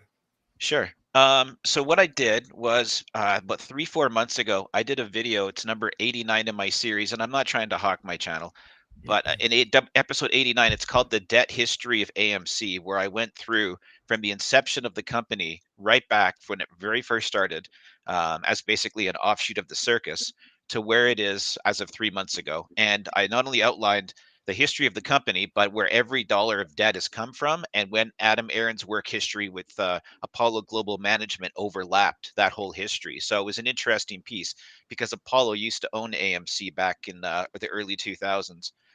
But anyhow, how it relates, you are a god. it's about a 26-minute video, which is why nobody's watched it. But it's probably the video I'm most proud of, to be honest. It's excellent. If anybody wants to know where this company has been, that's all you got to do. Spend 24, 26, understand all of it. So what it is up until 2018. Cool. Up until 2018, AMC never carried more than $2 billion in debt. They carried about $1.8 billion in debt at the max. I won't be very long on this, gentlemen, but this is going to take, it's too long to type out.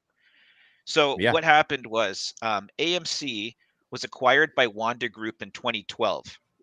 And in 2013, they went public. Now, from 2013 to 2015, a guy named Gerardo Lopez was the CEO of AMC. Now, at that point, Wanda wanted to do some aggressive expansion, and Wanda they bought up Dick Clark Productions, they bought up AMC Theater. We're talking from 2012 to 2015. They bought a bunch of different international businesses because they wanted to diversify outside of China.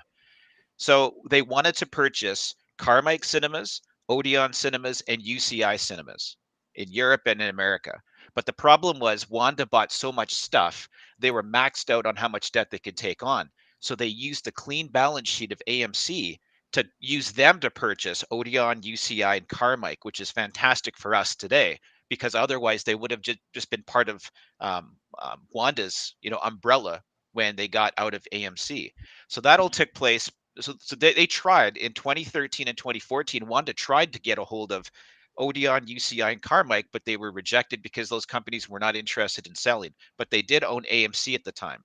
So 2015, in about September of 2015, Gerardo Lopez was told by Wanda, we want you to aggressively expand and we want you to go get Odeon, UCI, and Carmike and add it to the AMC balance sheet. And Gerardo Lopez said, no, I'm not interested. He was a guy who used to work at Starbucks before AMC. He'd been there for years, right? So he started in 2009. So 6 years later, he said, no, I'm not going to do that.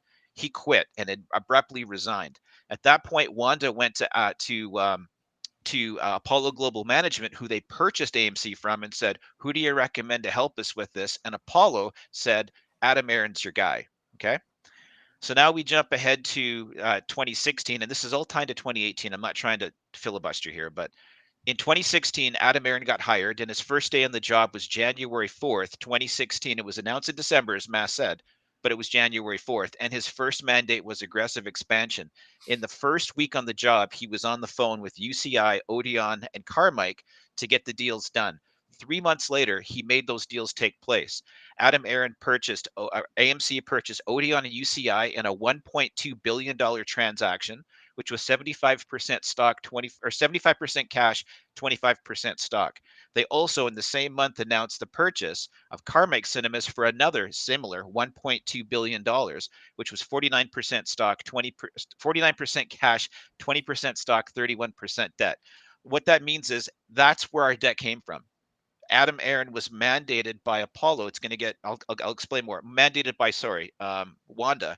And that took us from $2 billion to about $4.2 billion or $4.4 billion in debt. That's where the bulk of AMC's debt came from, was buying Carmike, buying Odeon and UCI.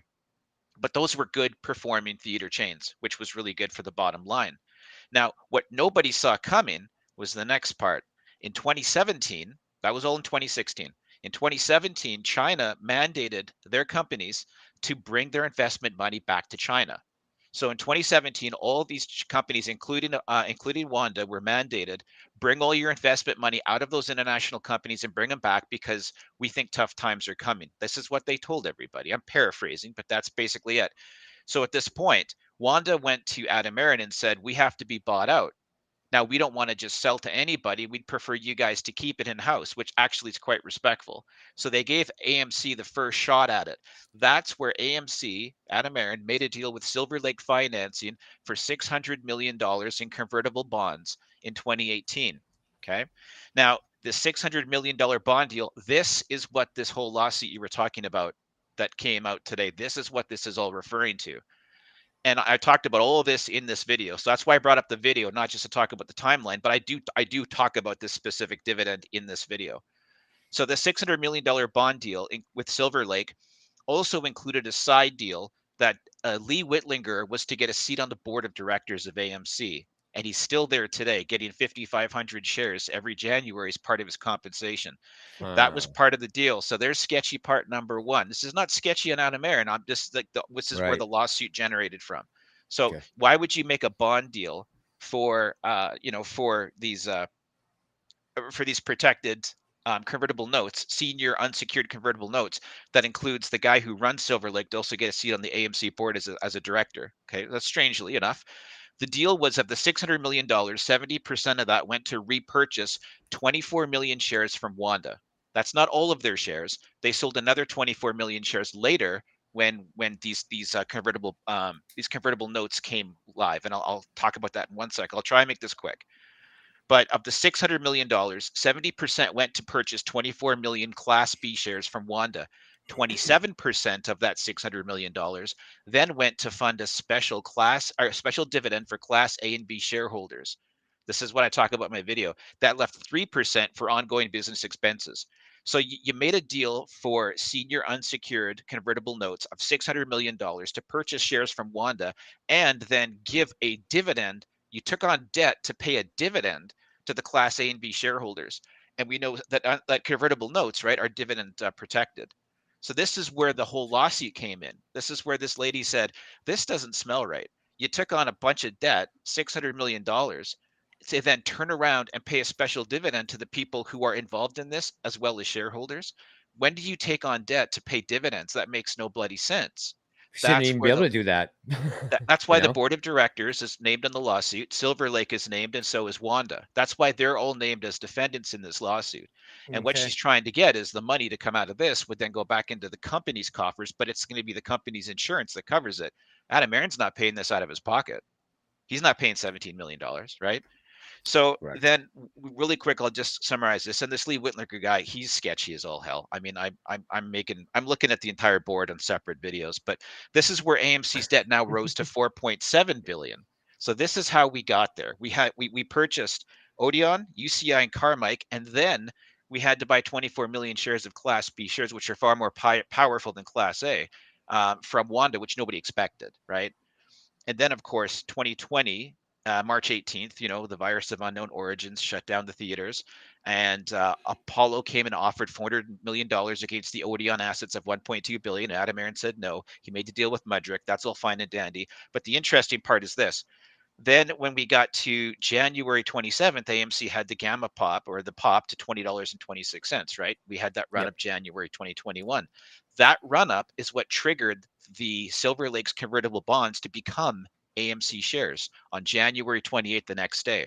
So they were senior unsecured convertible notes due 2024, but they were automatically converted January 28th because of the pop we had in January 2021. It went over the strike price of what that deal was of $20.50. We just barely got over it, right, in the after hours, and that converted them to shares, which they then sold into the market. That's a lot to digest there, but that kind of tells you the Silver Lake story, and Lee Whitlinger is still on our board. Sorry to go on so long, gentlemen. It's a lot to cover.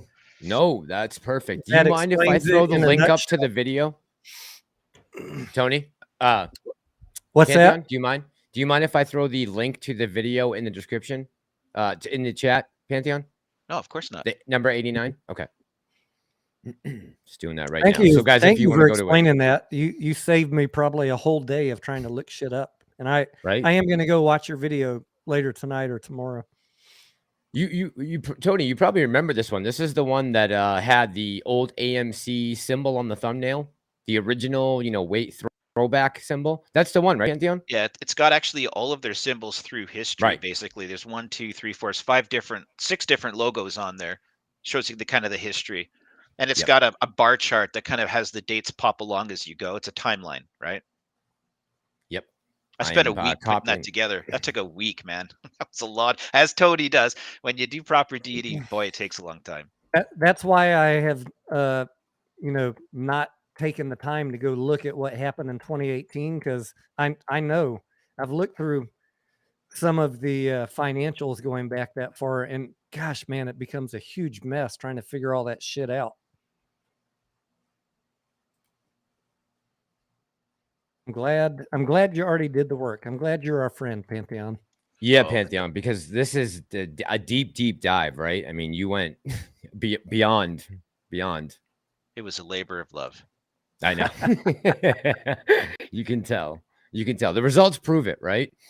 All right, let me get this link in here for you guys so I can get this video to share, so everyone in the chat can go right to it if you want, either now or when we click off.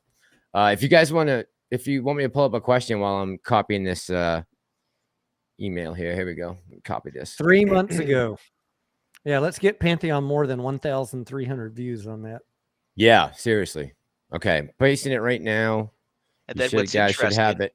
What's interesting is they sold the 24 million shares when I mentioned that, but then in 2021, from May 13th to 18th, they sold an additional 24 million shares. It was 2 separate transactions of 24 million shares each, which looks like a typo, but it's correct. And you're right, Mass, leaving 10,000 shares. Okay. And I was going to ask you 2 questions about that I probably have never asked before. Any inkling onto why they would have kept on to those 10,000 shares?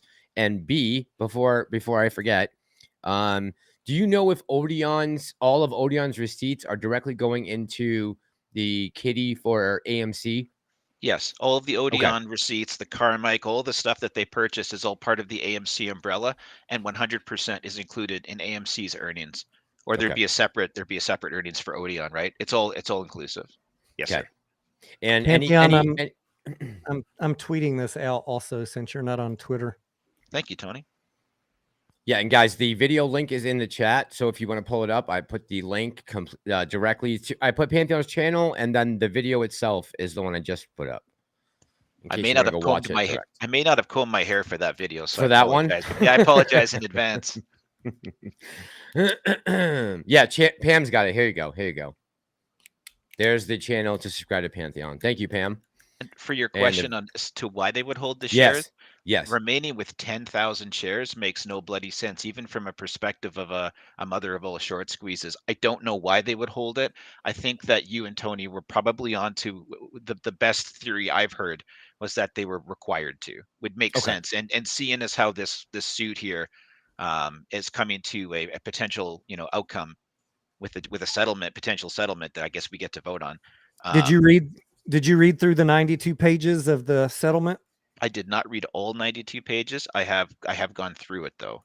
Did you happen to notice that part where the lady Lucy Liu, or whatever her name was, Linda Liu, she had to affirm and attest that she has been a continuous stockholder and still a stockholder? Oh, I didn't read that part yet, but absolutely. Look, if anybody, maybe you guys touched on this, but I talked about it. I did a video earlier today on if you're doing a securities lawsuit. And I'm not a lawyer, but I went through all of the precedents and the legalese of how it works to explain to people not what we should do, but that there is no YouTubers are talking about a current lawsuit right now. That we're going to sue to get our MOAS to happen. Guys, there is no lawsuit. It's a complete FUD. There is nothing happening. And I showed you the precedent because all federal securities court or all federal security suits are forced to go through the federal court, not the state court. And there's specific reasons for that are not in our favor. And on top of that, the outcome, I'll save you the video, guys. It's 35 minutes. The outcome would be we would receive our initial money back plus interest. That's under Section 12 of the securities law. That's exactly what would happen if we sued now. Forget and that. to your point, Tony, if you're not in the suit, for anyone who sold today and then wanted to sue after the MOAS and say, I'm owed this money, you don't understand how the whole securities laws works. It's not the same as any other law. Securities laws under federal courts are different than every other type of lawsuit. So, it's not like you can watch Matlock and say, hey, this is what we're going to do. It doesn't work that way. If you sold out, you've nothing to do with it. You can't claim because I sold at whatever price, I would have sold in the MOAS. Right. What price would you have sold at? Right. I know you guys don't like the term MOAS. Sorry. In the short squeeze, come on. You can't say I would have. It doesn't work that way in the court of law, guys. No, you're going to be SOL. There were some questions being asked on another channel. If I sold today and then it squeezed later and it was proven that there was manipulation, could I sue? And my initial reaction, based on my limited knowledge of the law, is you're not you have no damages because you made a voluntary decision to get out before anything happened or before that came to light. So you're not in the class. You're no longer in the class. Nobody put a gun to your head and said sell at that price. Right. Absolutely not. You made that conscious decision yourself. Yep. Sorry. Hey, Pantheon, we were talking earlier, and me and Tony have no idea to this, so we'll throw this out to you. Do you know who actually officially does the announcement or the press release to say that the nation has gone into official recession as far as GDP being on the negative 2 quarters in a row? Wouldn't that be Yellen? That's what I thought. Treasury. Yeah. I'm saying that guessing. I can't. Yeah. Off the top of my head, that's who I would think. I've never seen it happen before. So when was the last time we had a recession? I'm a Canadian. I can tell you who it would be in this country. Who would it be? Freeland. Christopher Freeland, right? So that's Yellen is our Freeland, no? Pretty much. Well, she's our finance minister. Yeah, that's finance minister. Treasury is a little different, right? Okay, so they're not the same. All right, I guess I'll have to do some digging and find out exactly who that was. There are RICO charges being investigated against certain hedgies, certain CEOs, and YouTubers for colluding to defraud retail of their own profits. Man, is there anyone I can sue for not getting on at 72? They're not coming after me, that's for sure, because I'm still holding on my damn stock. If anything, I'd be suing. They wouldn't be coming after me. Pantheon, what do you? So I caught the very end of your video today. Did you happen to talk about any of the specifics as far as when this was going to be, when this was going to? I noticed. Let me see here where it was in the first or 3 pages. What is this case about? Right. So it goes back, talk about in 2018, and then you just talked about this, the convertible notes in 2024. Is there anything that's going to be different about this 600 million? You said 70% of it was the number of 60. So that's what, 420 million were convertible. And then 27% you said went. So where was the other 27% went? No, sorry. The entire 600 million was all convertible. Of the cash they received, that $600 million in cash that AMC received, they used 70% of that cash to pay off Wanda, 27% of that cash to fund the special dividend, and 3% of that cash for ongoing business expenses. Okay. Got it. Thank you. Yes, sir. Okay. But nothing what I talked about in my video earlier was about this specific stipulation and agreement of settlement with AMC. My earlier thing was I already did that before I even knew about that. That's actually from a live stream I did about 4 days ago. I pulled it out of it and extracted it because people were asking to have it as a shorter video than a 4-hour stream. I had no idea when I was pulling that together that this was coming today. Yeah, it's weird timing. Yeah, you just did a what's it called? Premiere, right? A premiere today from a piece of your live, right? Is that what it was? That's all it was. Yeah, that was a pretty cool way to do it. I've never even thought of doing that before. So you released a portion of the video and then you were also live while it was playing and chatting? Yeah, so there was I Okay. did it in a 4-hour live stream, and then people were asking, they kept asking where, and I thought I'd just put chapters in it, and I kept getting feedback that people didn't want to go into a 4-hour stream. So I thought it's a boring weekend. It's a great weekend of July 4th, by the way, but it's boring for AMC News until today. So I thought let's pull it off and give somebody something to listen to, and that's the only reason I did it. I don't typically do that. It's a fantastic idea that you should probably do more of, because Yeah. your format for your live streams is very segmented, where you cover a topic, just you talking for 5 or 10 minutes or 34, and it's a great way to clip and just make separate videos. I like it. Well, there's another one coming out tomorrow on the repo market that I did on a live stream that people have asked, so that one's going to be next. But Gonna break it down? yeah, I didn't mean to come here and talk about me, gentlemen. I just wanted to come in and see if I could help about the 2018 stuff. No. We want to promote your channel, obviously. I mean, you're part of the Three Amigos, so we gotta get you. Make sure you're keeping up with the Joneses, right? I love having you on, man. You're a wealth of knowledge. I mean, honestly, it's a blessing to have you here. So, anytime you're on, Well, you talk about yourself as much as you want. You're my boys. There's a good question here from Dark Latin. It says, why is it that we or AA can talk about synthetics with certainty, but shorts and the enemy like Gasparino can openly reaffirm there are none, even Citadel denying it? I guess that goes for both sides, right? We can, it's speculation on both sides. We can still say that. Why AA can't is because he has legal obligations to not disclose certain things, or especially make allegations that he either can't prove or are just based off theory, right? Unless he has something on paper. He can say whatever he wants, and he can also be sued for whatever he says. Exactly. If Same thing with Cat Striker. If the price goes against a short hedge fund, I mean, do you want a $60 billion hedge fund tying you up in court for 3 years? Yeah, no. I'd like to get paid sooner than later. The other channels that say AMC would be immediately delisted and blah, blah, that's all nonsense, but we would incur tens of millions of dollars of legal fees and tied up in court while that all plays out. It's not going to stop our stock from trading. No. But it would be expensive. So he better have all of his ducks in a row and have irrefutable evidence before he starts making those allegations with certainty in public. That's what I think. Pantheon? Yeah. You have any thoughts? Well, I mean, you're innocent till proven guilty, right? So people can accuse you of whatever you want. It's hard for them to say you did certain things without proof, but I think it's easy for anyone to say, I didn't do it, prove it. I mean, you can defend yourself, right? I think I think Tony summarized it well. Absolutely. Tech We Love says, I've heard rumors that TD Ameritrade has been turning people's accounts into margin accounts and asking for margin maintenance funds, trying to get shares of AMC sold out of portfolios. Tech We Love. I haven't heard anything about that, gentlemen. Either of you heard anything about that? TD Ameritrade in your live streams or Discords? Any rumors? I heard one guy in New York talk about one girl.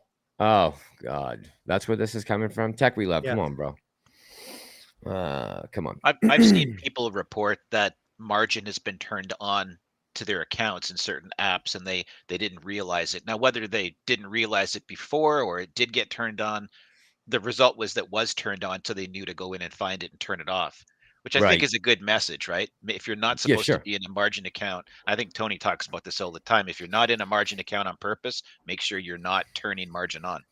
I think what this guy in New York said was, I just got word from a friend that her shares got sold because she had them in a margin account. Now we all know under what case they would sell your shares, right? You got a margin call. Means you're underwater. They're not just going to randomly sell your shares because you have a margin account. I have a margin account. I have no margin on it. No one sold my shares. Right. But if you if your portfolio is dropping, absolutely, they're going to pick whatever the fuck they want and sell it because you didn't meet the margin maintenance request. Yep. And if you're not paying attention and you didn't get the message, you're going to lose something. Their choice. Yep. Clark says, Pantheon, when in September does the transparency rule come into force? This is a question that I've answered a billion times, and people still keep asking it. So I'm glad Clark brought it up. I really am. I'm glad, because people are still confused by this, because I think a lot of the people that talk about this ramble about a bunch of stuff and they don't clearly articulate it. I'll do my best. There's two different things. Number one is the CAT system. The CAT system is the Consolidated Audit Trail system. That is where they will see all these, who's doing what and what they're tied to. And I mean, Bigums does a great job defining what that exactly is. Okay. That was supposed to come live July 11th. That has been pushed into Q4 2022 with no specific date. It could be October, November, or December. Okay. That is I think what you mean by transparency, because that would be where the SEC could actually see who's doing the transactions. Now, people call that phase 6 CAT, and then they get confused with phase 6 UMR for ISDA requirements. Two extremely different things. The CAT system is Q4 2022. Separate from that is the ISDA phase 6 UMR requirements, which comes into effect on September 1st. That is where firms that were $50 billion of assets under management, that threshold gets lowered to $8 billion. So many more firms are now part of this reporting system that is going to now require collateral for transactions of $50 million or more. That is a very separate thing. It has nothing to do with transparency. So that ISDA stuff is September 1st. CAT system Q4 2022, date to be determined. Okay, no specific date. Okay. T, you want to hop on Ark Bissell? Well, that's a loaded question. Eric's like, yeah, not physically. You mean on his question? Yes. Yes. So 100, let's just say there are 100 million synthetics of AMC out and about. Why is it they can't be seen or accounted for? Seems kind of silly to assume there's any of them out there. So there are all different versions of synthetics, right? There's shorts that we can account for because we have exchange reports every 2 weeks or twice a month, whatever it is. There are naked shorts that the market makers do. There's FTDs. There are potentially derivatives that we don't know about. Go read about Archegos, all the exotic derivatives that he was trading on equities. There are synthetic shares created by options positions where you buy a call and a put and create synthetics. There are rehypothecated shares where someone loans shares to someone else. And I've done some videos on rehypothecation, and all of these are legal. And the accounting for them is all kind of a gray area other than FTDs and exchange reported shorts. So who knows how many rehypothecated shares are out there? Only the DTCC. True. Yes, good point. Good point, D. You'd have to do a forensic audit of the DTCC to look all that stuff up. Yes. But unfortunately, none of it is illegal. Nope, it isn't. It isn't. Nope, not until we pass some legislation. So Pantheon's got to go, guys. So I want him to just be able to say bye and shout out his channel. So Pantheon, go ahead, man. Floor is yours. Well, thank you very much, Tony and Mass, for letting me pop on to help out with the 2018 stuff. I've done the homework, so I was happy to help. Appreciate it. Yeah, Pantheon AMC. Search me on YouTube if you want. It's just the Pantheon, but if you just type in Pantheon, you won't find me. Soon you might not find me at all, thanks to Bill C11. If you don't know what that means, don't worry about it. Anyways, Pantheon AMC. Search me on YouTube if you want to see the videos I'm up to. These guys are my boys. And I just want to say thanks to everybody. Make sure you give both Mass and Tony a thumbs up before the video's done. Thanks, guys. Pantheon, bless you. Thank you. Bless love you. Thanks for dropping in. Yeah, love you, Pantheon. Have a great Canada Day weekend, man. I hope you have fun. I think I clicked off. Yep. All right, guys. Let's see. All right, you got Eric's question right? Yes, he did hop on that quick. Eric. He hopped right on that Eric Bissell guy. Yes, he did. Dark Let's Latin. see. Put up Dark Latin's question about Jackson Hunter. Sure. Let me find it. Dark Latin. By the way, Dana, glad you're feeling better. I don't know if you saw I threw that in the chat, but I'm glad that you're recovered. Dark Latin. Where are you, Dark Latin? I see White Irish. I can't find Dark Latin. What the hell? Dark Latin says, how do you guys feel about Jackson Hunter's latest video? I don't know if you saw it, Massalorian. No, what did he talk about? I also did not see it, but I've seen him on Twitter, and I know where he's coming from. What was he saying? And look, everybody in this play goes through a roller coaster of emotions, and everybody in this play has different monetary and financial situations in their life. And I know that for Jackson, he's struggling, right? He's said that in previous videos.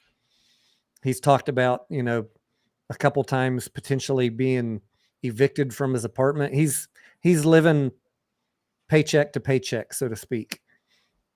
So I get the pressure that he must be feeling must be immense, that he's ready for this play to be over.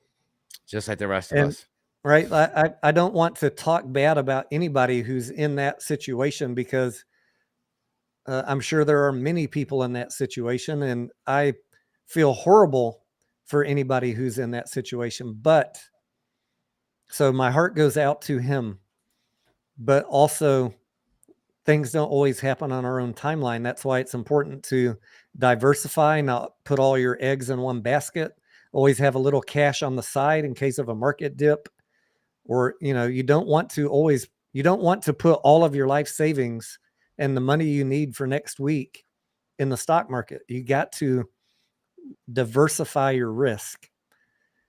All that being said, the little preaching moment, I'm not going to judge him on what he said, because I'm not walking in his shoes, and my heart goes out to him, and I hope for everybody who's in that situation that the squeeze happens sooner rather than later, and that they can find some extra work to make ends meet in the meantime. That's the best I can say. I'm not going to throw him under the bus. I feel for him.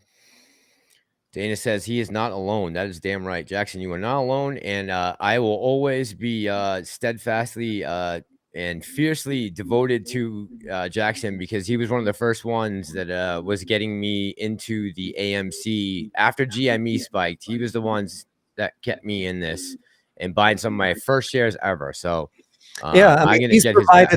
He's provided a year's worth of solid content, and he's struggling right now. So you got to take it for what it is. He's in the moment. He's living in the moment, and he's sharing his emotions with you.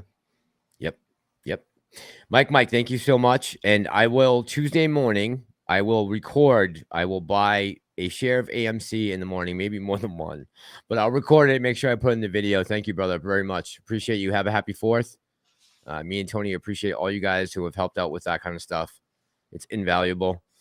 Red Star says, if people are saying there are no shares left, what are we purchasing then when we buy more shares? So Red Star, we have this conversation a lot, right? There's always on any given day going to be shares to sell, right? There's shares that are coming back that are returned. There's always going to be someone, if there's a market for buying and selling, there's always someone willing to sell on the other end. I think that gets lost in the sauce sometimes, that it's impossible there's any shares available today. I mean, look at the volume, guys. Why do you think that we wouldn't be able to pull that? T, what's your thought on that? Someone asked, I made a community tab post the other day, which some people liked and some people were really upset by. And I knew it was going to be a polarizing topic about why I don't talk about FTDs. We talked about this the other night, right? The FTDs in 2022 are a fraction of what they were in 2021. So I don't ever wake up and see 2 million FTDs and get excited on AMC, but they could definitely be higher than comparable stocks, reflecting that it is somewhat illiquid, right? Mm-hmm. Yeah. On any given day, there could be liquidity issues finding shares, a couple million here or there, but Sure. a couple million is a fraction of 1% of our total float. So in the grand scheme of things, it's not really exciting to me. Tell me we got 10, 20, 30 million FTDs. You're going to get my eyebrows raised up, and I'm going to probably buy some call options because something's about to happen. Yep. But, same with the price action. Yep. But there's always, yes, there's always shares. There's always somebody selling. But what if the shares that are being sold are just this? I like to use this example of what if the actual float, and Martin Shkreli, or however you say his last name, was talking about this, and I wanted to go back and listen to it, but he moved it to private. He was talking about AMC being basically illiquid stock because everybody's holding it. And let's just run with that example for a second. Okay. Let's just say that 90% of retail and 80% of the institutions, I'm not talking total, I'm just saying if you look at the retail as a basket and institutions as a basket that have it in index funds, but the rest that don't have it in index funds, and retail that is day trading, right? There's some portion that are always flipping shares. Let's say that's 5 or 10% of the float. Those could be trading over and over a million times in the same day. Yes. Yes. Think about how many times they exchange hands. Yeah. You could have 60 million in volume on 5 million shares trading, just flipping. So I can't get even excited about seeing high volume days and wondering where they're coming from, because it could be the same damn shares flipping multiple times in the same second. Yeah. We it's just that quick. That's how fast algorithmic, that's how fast this is getting, you know, that's how fast we've gotten. Literally, and it's going that quick. Day traders and high-speed trading firms love volatile stocks. So if it can make move, money, if it can move a couple 5, 10, 15% in a day, you're going to see thrashing of those shares as they try and get an edge over the other guy. Absolutely. Absolutely. But then, yes, there's still market makers creating shares. We know market makers' job is to create a market. When no one wants to sell, they got to come up with shares, right? Yep. And they find them. Yeah. And the days where you see run-ups, the big run-ups is where finally someone runs out. Yeah. Yep. They got to raise the price to flip a few other people loose. Yep, to shake someone to release some shares. Exactly. T's right on it. T's right on it. New Mega says, Mr. Hunter, by the way, New Mega, thank you, man. Appreciate you. Happy 4th of July. And me and Tony, thank you guys for the help. Mr. Hunter has been asking for Cash App donations since day one. I stopped viewing him after a comment on TMI. He for himself, just my 2 cents. Time reminds me of a short squeeze expert. At times he reminds me of a short squeeze expert. So New Mega, hey man, I appreciate you weighing in, and I appreciate your opinion. Yeah, I haven't noticed that, but I have no reason to doubt what you're saying at all. The only thing I have about Jackson, honestly, that he's been on the channel a couple of times in the comment section. He's always been a gentleman. He's always been really nice. And when I first started watching YouTube or YouTubers talking about AMC, just specifically AMC, Jackson Hunter was one of the guys who was kind of informing people back in the day. So I appreciate what he did back then, and I hope he makes it through whatever tough time he's going through right now, because I'm sure he's not the only one. We've seen a lot of YouTubers go through this roller coaster, right? We don't need to name them all, but we've seen a few people say they were selling, or they're getting out, or they don't believe it anymore, and then a week or two later they're back on the bandwagon. Some of them the next day. So some people just use YouTube as their way to communicate with the world. I wish people wouldn't do that, but I don't hate them for doing that. No, if you've spent a year cheerleading a stock and you truly have a change of heart, I get it. I wish you'd just go your own way, but I'm not going to judge anybody. Yeah. especially me and T being creators. You know, it's really hard for us to come down on someone else because we understand how the bills pile up for doing this. It's not a cheap endeavor. And I'm not saying that, Jackson's spending a ton of money or that even that we are, but, it all adds up over time. So I think that he has been a blessing overall to the community, and I hope he gets out of this pickle, whatever he's in right now. I hate to see anyone struggling, especially this long, because we are so deep in this thing. I mean, everyone's coming, it has their breaking point, and that's why we're here right now live, right? We're trying to get everyone to hang on with us, hodl. We're trying to hodl this, right? So we're trying to keep this community together so that we can rely on each other for times like this. So Jackson, if you're listening, man, I hope you're gonna be okay. And you can always come to us if you need something specific. I'm sure all of us would be willing to help you out. So I've been in that position in life where I was working 3 jobs. Sometimes you just got to do whatever the fuck you got to do. And I know, Massalorian, you've done hard labor. I've done hard labor. Everything, digging ditches, building fences, whatever it takes.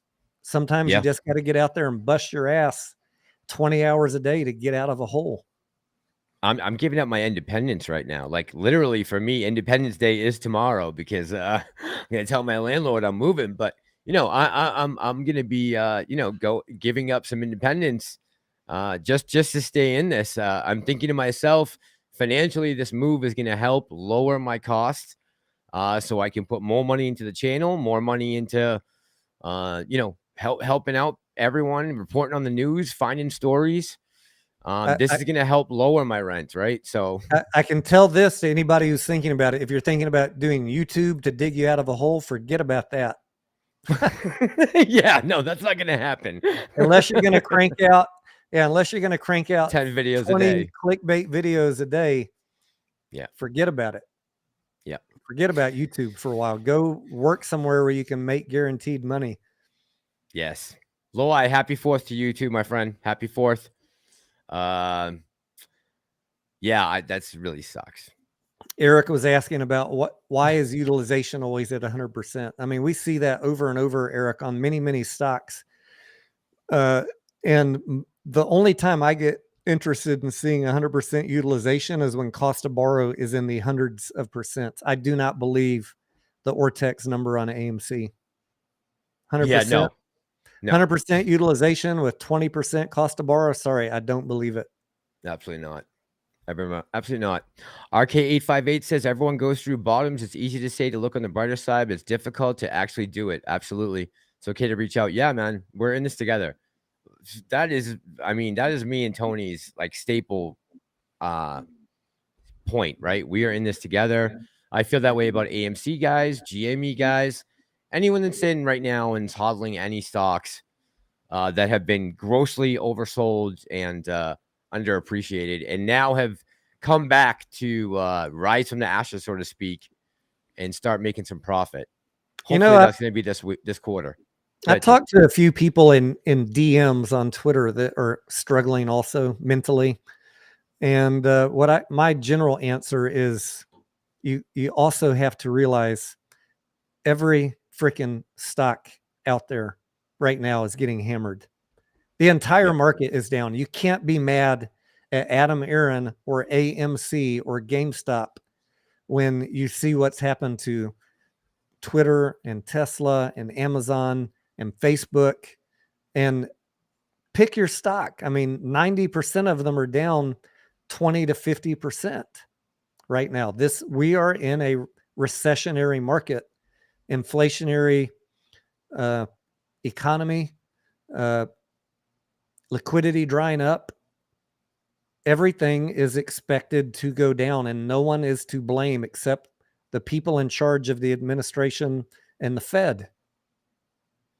Yes. This is not Adam Aron's fault. Adam is doing the best he can, and the fundamentals of this company are improving. Of all the meme stocks out there, this is the one showing real progress.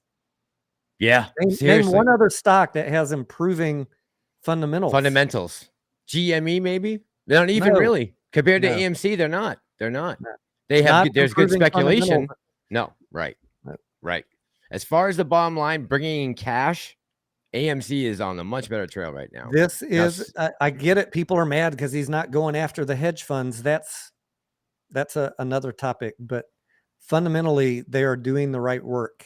So be Yes. patient and do whatever you got to do to hang on until the market turns around, because it is tough for any stock to fly up when no one's buying, no one being big money. We are not the people driving the big price moves on this stock. Nope. Big institutions are the ones making things happen. Lupe, good evening, my friend. He says, hey, Massalorian, what's with the hedge fund supposedly buying back 8.1 million shares last week from the previous week? So we talked about that, right? That happened on Friday, T, right? There was 8.5 million or 35. What was the total? It was 8.1 million shares. Right? The Russell 1K rebalancing shares. Yes. Yeah. You know, what a fun topic. To explain to Lupe. Man, I'm gonna make some people upset here, and feel free to correct me. Any of you YouTube content creators, reach out to me, DM me, send me a message in this video comments or in the comments right now. But I hear people say all the time, you know, they're buying the shares today, but they're gonna show up on the ticker on the price in 2 days. When you see it on Friday in after hours or during market hours, whenever, that is the transaction. The buy and the sell happened that day. It's reported. That's it.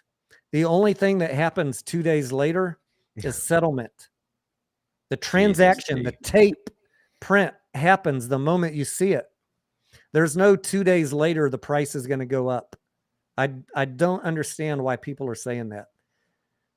Trade reporting happens by regulation within 10 seconds, if I'm not mistaken. Maybe less. Yeah. I mean, if I recall the FINRA rules, I posted it in Discord a couple days ago. The regulation stipulates within 10 seconds maximum. It's usually milliseconds. Yeah. Settlement is a couple days later, but that is not the transaction date. That's settlement. That's just back end accounting. So yeah, we talked about this the other day, right, T? As far as I'm concerned, and again, I could be wrong. I'm happy for anyone to prove me wrong, because you know it'd be a learning moment for me. Settlement does not affect the price of the stock. The transaction is when it happens. You either get it happened in a dark pool and you got no price movement, or it happened on a lit exchange and you got price movement, and that's it. That day, Friday, it happened. It's done. That's it. Yep. Yeah, I don't know where that came from just recently, but I've seen that too, and I hear it all the time, every week. Yeah. Every week I hear it. Yeah, especially around options. You know, maybe options if they didn't hedge, right? If they didn't hedge for options and they got to go find them 2 days later, maybe. But also you got to keep in mind with options on Friday, most of the time they're fully hedged already at every moment. How many times have you heard people say the price is going to go up in 2 days on Tuesday next week, and it never happens? As far as I'm concerned, it never happens, right? Yes. Have you ever seen it go up on a Tuesday because of this options thing people talk about on not Friday? Specifically because of that. No. God damn, I hear that every freaking week for the last year, and I've never once seen it do anything, because market makers constantly hedge. They're constantly buying shares so they're not caught off guard and don't have to go buy it 2 days later and get screwed and screw themselves. Yep. Dana says, I can't quit you. Oof, talking about Adrian. Cameron says, because people pick and choose the info they want to hear and refuse to take the time to actually understand what they hear read. Good point, Cameron. A lot of people just skim over things, and I'm guilty of that as well. Depending on the time. No, you're not. I absolutely am. 100%. Ches says a lot of people are clueless how the market internally works. Yeah, Shay. Well, that's the thing, man. Listen, I don't know if you're female or male, but a lot of people in this play right now are new to the market. They've never traded a stock before, possibly in their life. I mean, there's probably a good majority of people who are on certain channels watching certain YouTubers that do not understand the market. Their first stock they ever bought was AMC. They might have under 10 shares, and they're hoping it goes to 100 grand. That's not me and Tony or Pantheon's channel or Casey or any of those guys, right? But there are a lot of people out there like that. So I get it. I understand why there's confusion.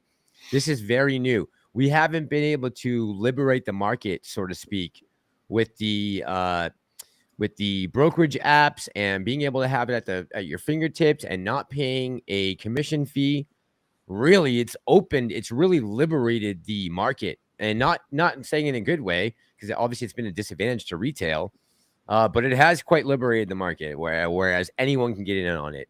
So you're not talking about seasoned veterans who have been in the market, went through the 08 crash, saw everything that happened up till the pandemic, right? You're talking about very green investors who don't understand some very basic concepts because they just haven't been explained to them. That's all. I hear it on other channels too that have nothing to do with AMC. BBIG options chain is so full. Tuesday we're gonna rip. I know. When they got to cover those shares. I was like, that's not how it works. Market makers always remain delta neutral, risk neutral. They constantly are buying and selling shares, so they don't have to go fix it on Tuesday. Yep. Ed says, has Kat been sued? So Ed, they did send her a cease and desist letter. I did a video on it Friday night. But I think I don't know if they have a case or not. I didn't give Kat any legal advice. I just gave her some things that she could send back to Citadel if they threaten her again. That's about it. But she's just been sent a cease and desist letter. I guess she was proposing to put up a banner, some type of banner about Ken Griffin lied, and they didn't like that. So they have threatened her with a lawsuit at this point. That's as far as I think it's gone, right, T? As far as I know. As far as I know. Yeah. Rock and Rossi says, do you guys think they'll prop up the market because of midterms? I know data shows recession. Rock and Rossi, I don't know if they can. I don't know if they have the ability to do that unless for some reason the Fed decides not to hike their interest rate again in July, which I find very hard to believe that they would do right now. That seems yeah. I'm just going to ask Jam Bams if you could not block comments from people that are members of the channel, like Sergeant Beef, one of his messages. Oh yeah, deleted. Yeah. If anyone's a member, definitely don't want to block them. I think someone just put Bam Jams on as a mod tonight, right? I did, yeah. So, okay, it might be his first time. This is just a teaching moment. If they've got a badge next to their name. We don't do much censorship on here. In fact, I'd prefer nobody's comment get blocked. Touche. Unless they're insulting somebody specific. This is not we don't censor on these channels. Yeah, I definitely, especially not on my channel, because I get I'm censored all the time, so I have a real issue with that. So I try never to censor anyone speaking unless it's completely derogatory, like some of the ladies. Kate wasn't used. She only got a cease and desist. That's the best they have. Yeah, I agree, Liz. I agree. That's the best they can do. PM Righteous says, do you guys ever sleep? Well, I got tomorrow off, PM Righteous, so I'm going to take a nice long snooze tomorrow. That's for sure. Paper Tiger, good evening. How's Michigan, man? Happy 4th to you. She has her lawyer review her messages each time. I think she has this covered. I agree, Paper Tiger. I hope she does. Yeah, I hope so too. I would hate to see Citadel come after. I can't believe they're going after some random chick on Twitter who's a hodler of AMC and GME. Like, what a piece. Any thoughts on the crypto platforms getting vaporized? Voyager most likely is gone. Who is next? George77. George, how you doing, man? Hope your mom's doing okay. What's up, George? Any thoughts? Any thoughts? I have a bunch still on Gemini, but I'm moving it tomorrow to my Nano Ledger because I'm worried, and I think you should be worried. Yeah, I mean, there's a couple big ones that will still be around, but all these, I was asking this question to my crypto buddy when he was talking about these insane interest rates he was getting on coins. And I said, who's paying for that? He's like, I don't know, but isn't it great? And I'm like, you ever thought to yourself, hey, where's that money coming from? Yes, I thought to myself, I'm like, this Yeah.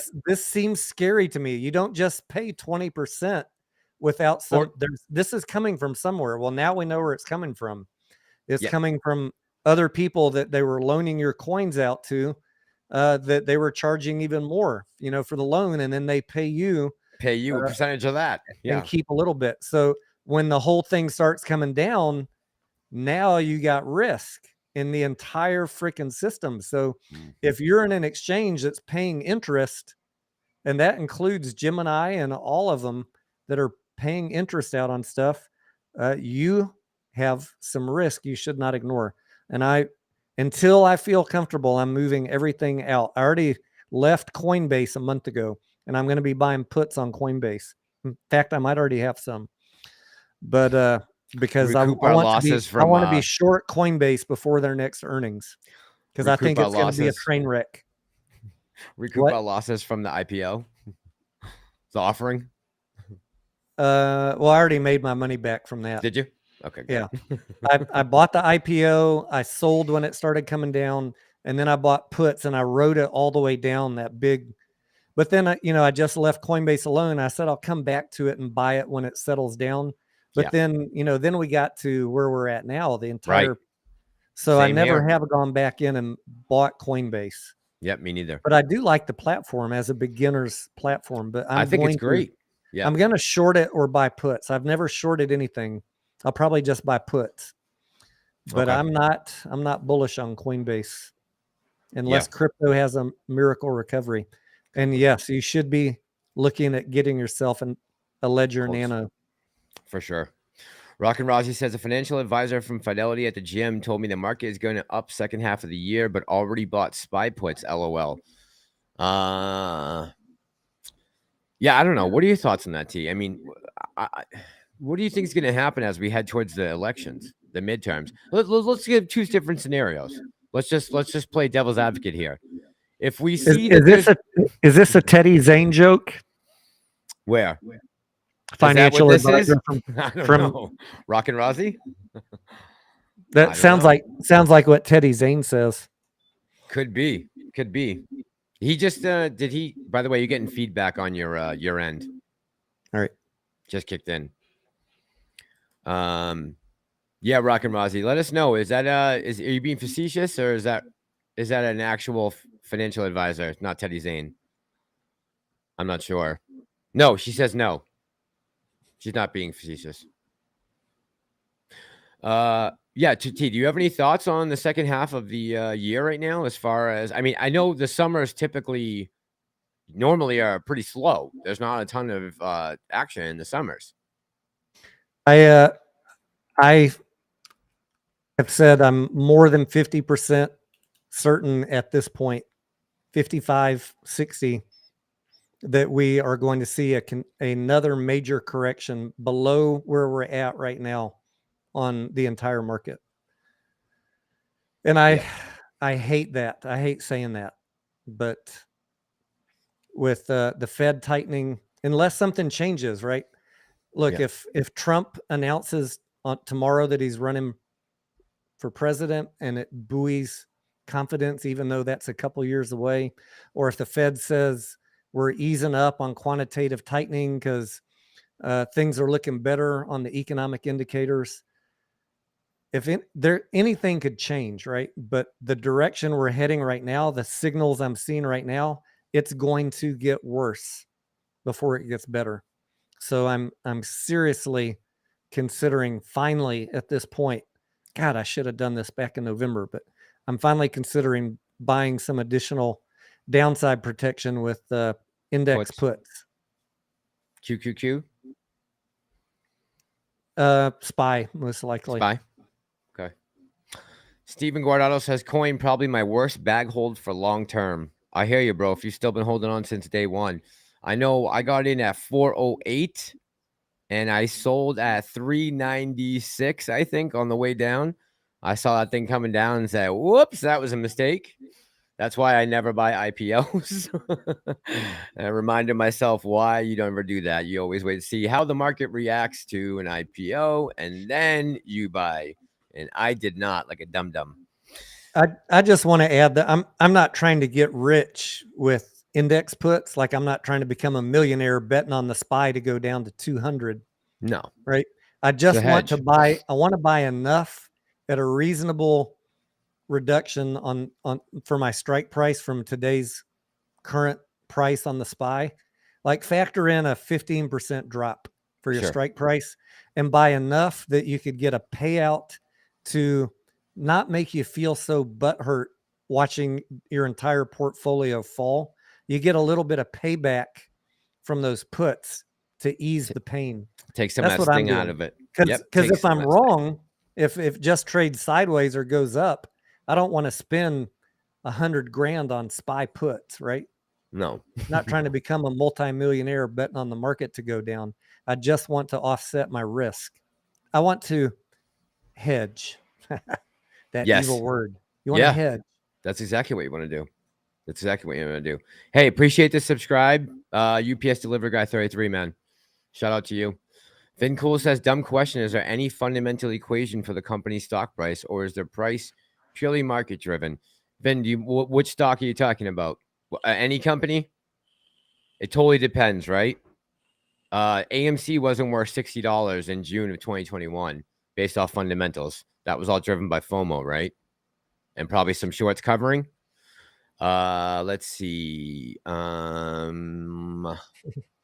There are different ways to value a company, but even like if you do a fundamental analysis on Tesla, for example, it wasn't worth $1,200 when it was at $1,200 last year. No, not even close. And the way you measure that was like is by 30 times.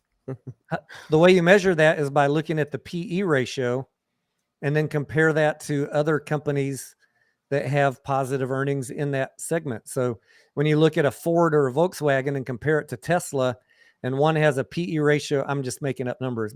One has a PE ratio of 15 and one has a PE ratio of 200.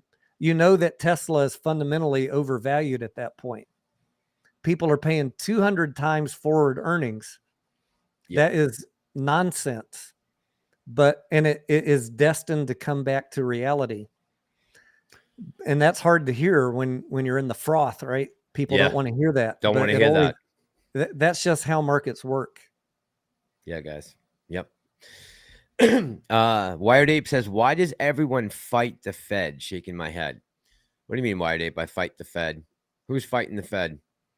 I think people are pissed at the Fed because they didn't handle that. They didn't manage the purchases like they should have, and they should have raised rates way earlier than they did. They talked about it all last year leading up to 2022, and they never did. They kept saying, we're going to do it. We're going to do it.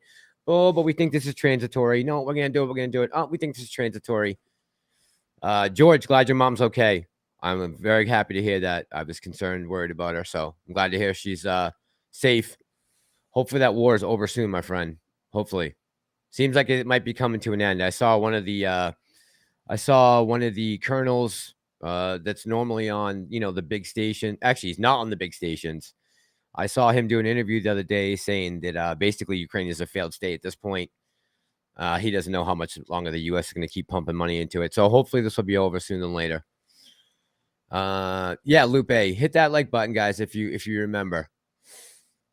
George says, Mass, thanks for asking my mom. She refused to leave, are getting used to war, keep living their lives. Yeah, hopefully they shouldn't have to deal with that though much longer, man. I hope. For her sake and yours. Let's see. Carl J says 2008 all over again. Carl J, I think it's going to be worse than 2008. I think they just compounded 2008. They never really fixed anything from 2008, Carl's the problem. They put a Band-Aid on it. Greenspan put a Band-Aid on it for that little bit. Then they bailed out the banks. And then what did the banks do? They took up all the houses that were owned by people. However many they ended up getting, I don't know, but what was it? Like 7 million people got thrown out of their house back then in 2008 with Obama. So let's see. Man, everybody's throwing G's at Dana tonight. Dana, it's 4th of July. You're getting hit on hard at 12:45 in the morning.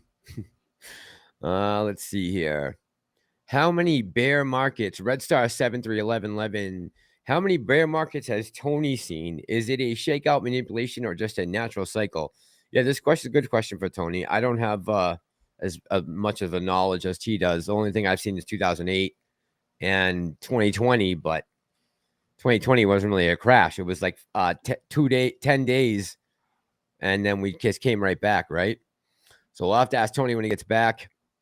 Let's see. Jesse says, hello from New Zealand. Jesse, good afternoon, I believe, right? Or is it morning for you guys? Just finished work. Catch some good talk. Hey, man. Thank you for coming on the stream, Kiwi. Appreciate you.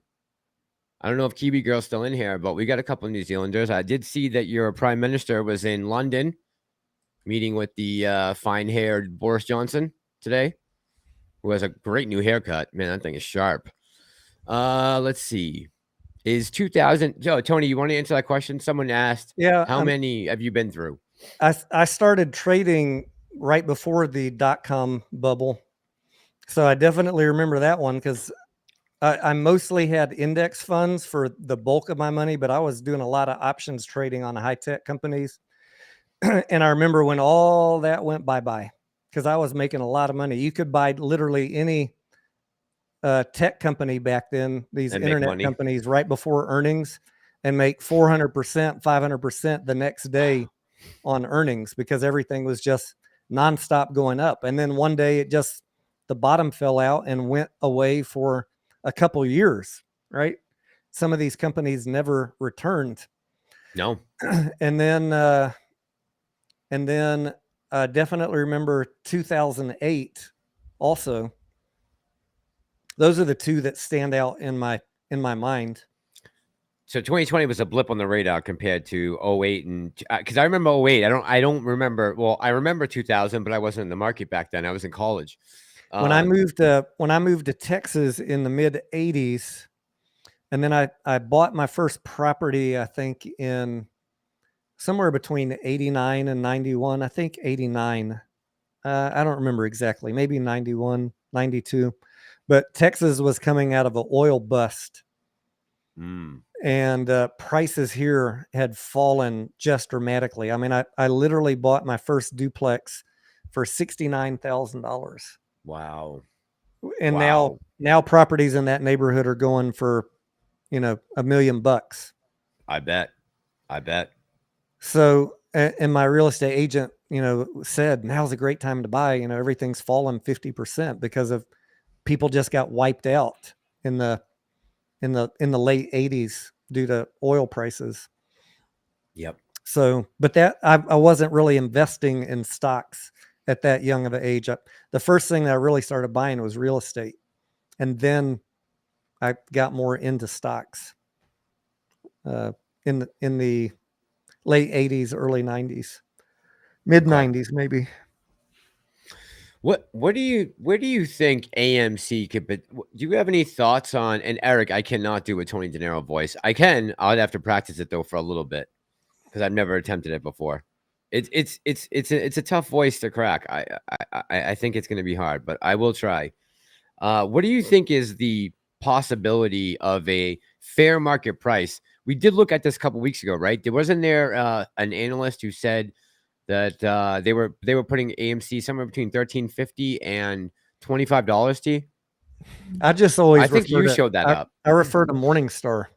Yeah, is that where it was? I think you pulled it up on a live stream once. I can pull it up again. Yeah, that'd be great. I forget where you went to go get that, but because Clark was asking how much will 2,130 shares net me, and what I would say to that is, go ahead. The fair value is very different than what it's going to go in a short squeeze. I know. I just want to give them the bare bones assessment. Someone asked me about that on a DM earlier today. Like, what's the fair value of AMC and GameStop? And I can tell you what fair value is, but that does not mean that I think that is what it's going to in a short squeeze. Yep. Morningstar is good, says Wired 8. Pretty non-biased. Hang on one second. I'm trying to. Yep. My internet is going slow. All right. Let me make this a little bigger on the screen for the people in the back. Screen share.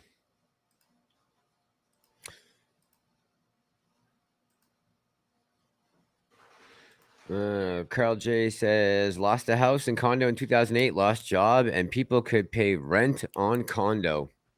Jeez. All right, hang on, T. Let me put this up. Okay, you're good. You want full screen? Yeah, it says fair value AMC $28.62. AMC is trading at a 53% discount to fair value, but they do have it marked as uncertainty extreme, which means that their computer model that is calculating this fair value, it's tough for the model to say this is a high degree of certainty that is really the fair value. Is that based off volatility? I do like this because it is a unbiased source for me to refer to, and the bears that watch these live streams can't argue with Morningstar. It's not me making up a price. Right. And I think that's a good place if you wanted to start for what AMC could go to. Now, we know AMC has hit 72 and change before, and a lot of other numbers. But if you're buying right now at 13.53, there's a good chance that you will be able to see George is right here, 28.60. I think if you're buying at 13.53, it's going to be hard for you to lose money at this point, especially if this quarter comes back as we think it's going to come back. And I think it's going to be high. Even, Tony, I was thinking about yesterday or Friday when I was doing the video, something I'm not even taking into consideration was the extra fee that they're charging for the premiere movies that are coming out, which last 2 weeks. I haven't even been counting that in my head, like, when I've been doing these numbers and looking at them, but I've kind of taken that and not thought about that. But with a quarter this good, that extra little amount of money could add up to be significant at the end of the day, Yep. That extra dollar, times 500 or 50 million tickets, that adds up after a while. And every movie that nailed it this last quarter had that for 2 weeks, right? Back to back. So I don't know how much it's going to impact things, but hopefully it's going to do well. Diaz, good night, my friend. Have a good night, man. Yeah, and just to reiterate, that price has nothing to do with what this stock could go to in a short squeeze. This is just like if you were trying to say, it's $13 a decent buy on AMC as a regular investment. Were AMC to go profitable, then it's telling you that it's probably, you're probably getting a pretty good discount to buy at that price right now. As long as AMC keeps on making moves towards going to profitability. Yep. And we got the movies in the pipeline, guys. And someone said in the chat earlier that recessions normally don't affect movies. I think even Kat actually put in her Twitter feed a couple weeks ago, maybe not even that long ago. She went back and compared the movie theater ticket sales during the Great Depression, and they went up during the Great Depression because people needed something to take their mind off of the sad things that were going on, right? The miserable fashion that everyone was in back then. So it didn't suffer because of that, right? It didn't suffer because of the Great Depression. It actually did just fine. So Diaz, love you too, man. Sergeant Beef says AMC will go to the hundreds in a MOAS, so buy. Yeah, I'm really just trying to give Clark the bare minimum that he can do. I mean, the sky is the limit. I'm hoping to set myself up for life with my shares, right? I'm planning on this being able to retire and not have to look back. So I got my sights high on higher numbers than $28. I just want it to squeeze so I can have some money to YOLO into GameStop.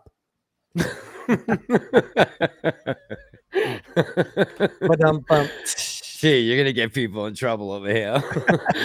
Tony and Mass, I've heard you both say the way AA takes it to the shorts is by having a profitable quarter.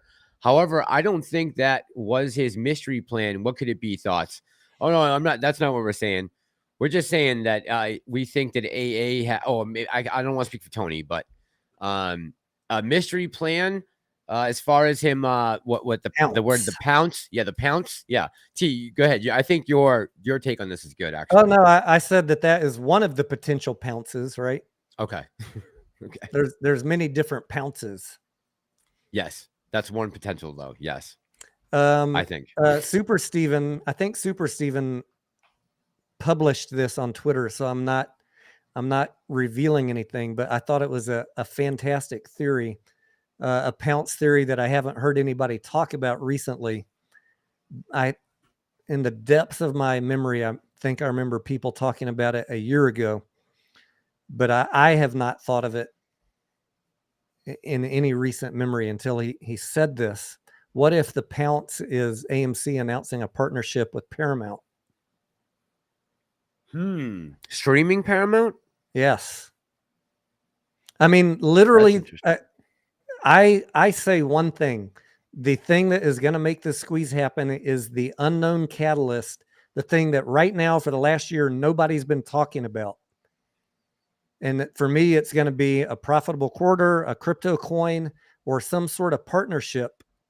And maybe like a AMC Paramount partnership, something that gets people excited and shows you a light at the end of the tunnel where the short's just like, that's it. We're done. They're partnering with a streaming company. Yep. And there have been rumors of AMC and Paramount before, right? Like in 2015 there was. or something. Yep. Yeah, way back. Yes. Guys, use your imagination. There's all sorts of things that it could be. And I don't have the brain power to think of all of them, but together we could come up with some good ones. And thank you, Stephen, for suggesting that one the other day. And Vin, good night, man. Have a good night. Thank you for coming by. Wife's boyfriend says box office Minions 2. Like, this is stuff that we're not expecting, guys, right? Like this, Minions 2 breaking a record with 128 million over the holiday weekend. No one even talked about Minions 2, right? And here we are popping a record, 128 million on a holiday weekend. Boom, there you go. This is things you can't plan for. Did you see all the photos of the just absolutely packed theaters this weekend? Theaters? Yes. Unbelievable. Yeah, I did. Yep. It's just it was pretty crazy on Twitter. I saw him. See this? Yeah.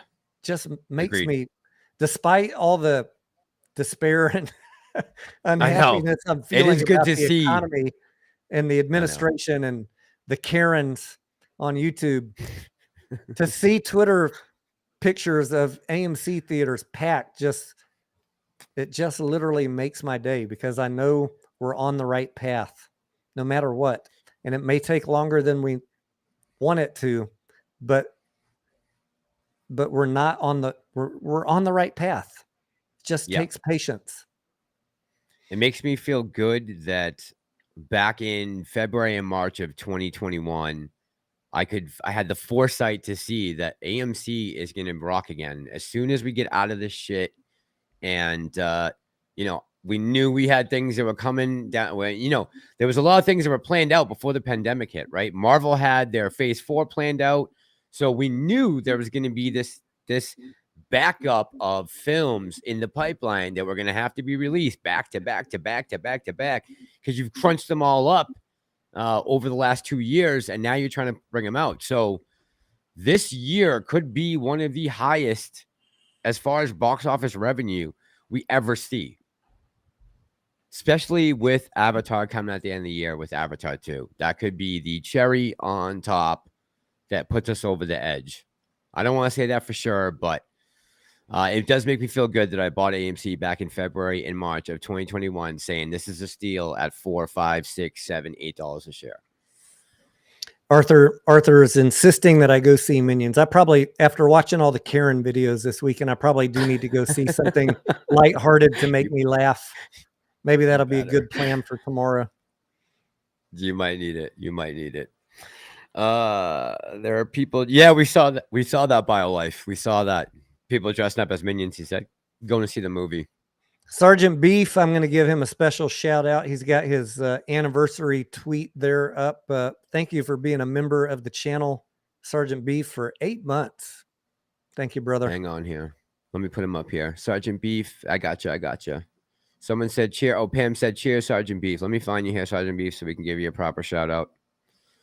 That's I don't want to be. I don't talk about this very often. In fact, maybe only once every 2 or 3 months. But if you do hit that member or that join button down below the video on my channel, that is one way to support the content, support the channel, support all the tools that I pay for to bring you guys these videos. And you then get free access to the Discord, where we pretty much have a seasoned group of traders, options, stock, real estate around the country and around the world, talking almost 24 hours about different plays, not just AMC and GameStop, but other plays, strategizing, bouncing ideas off each other.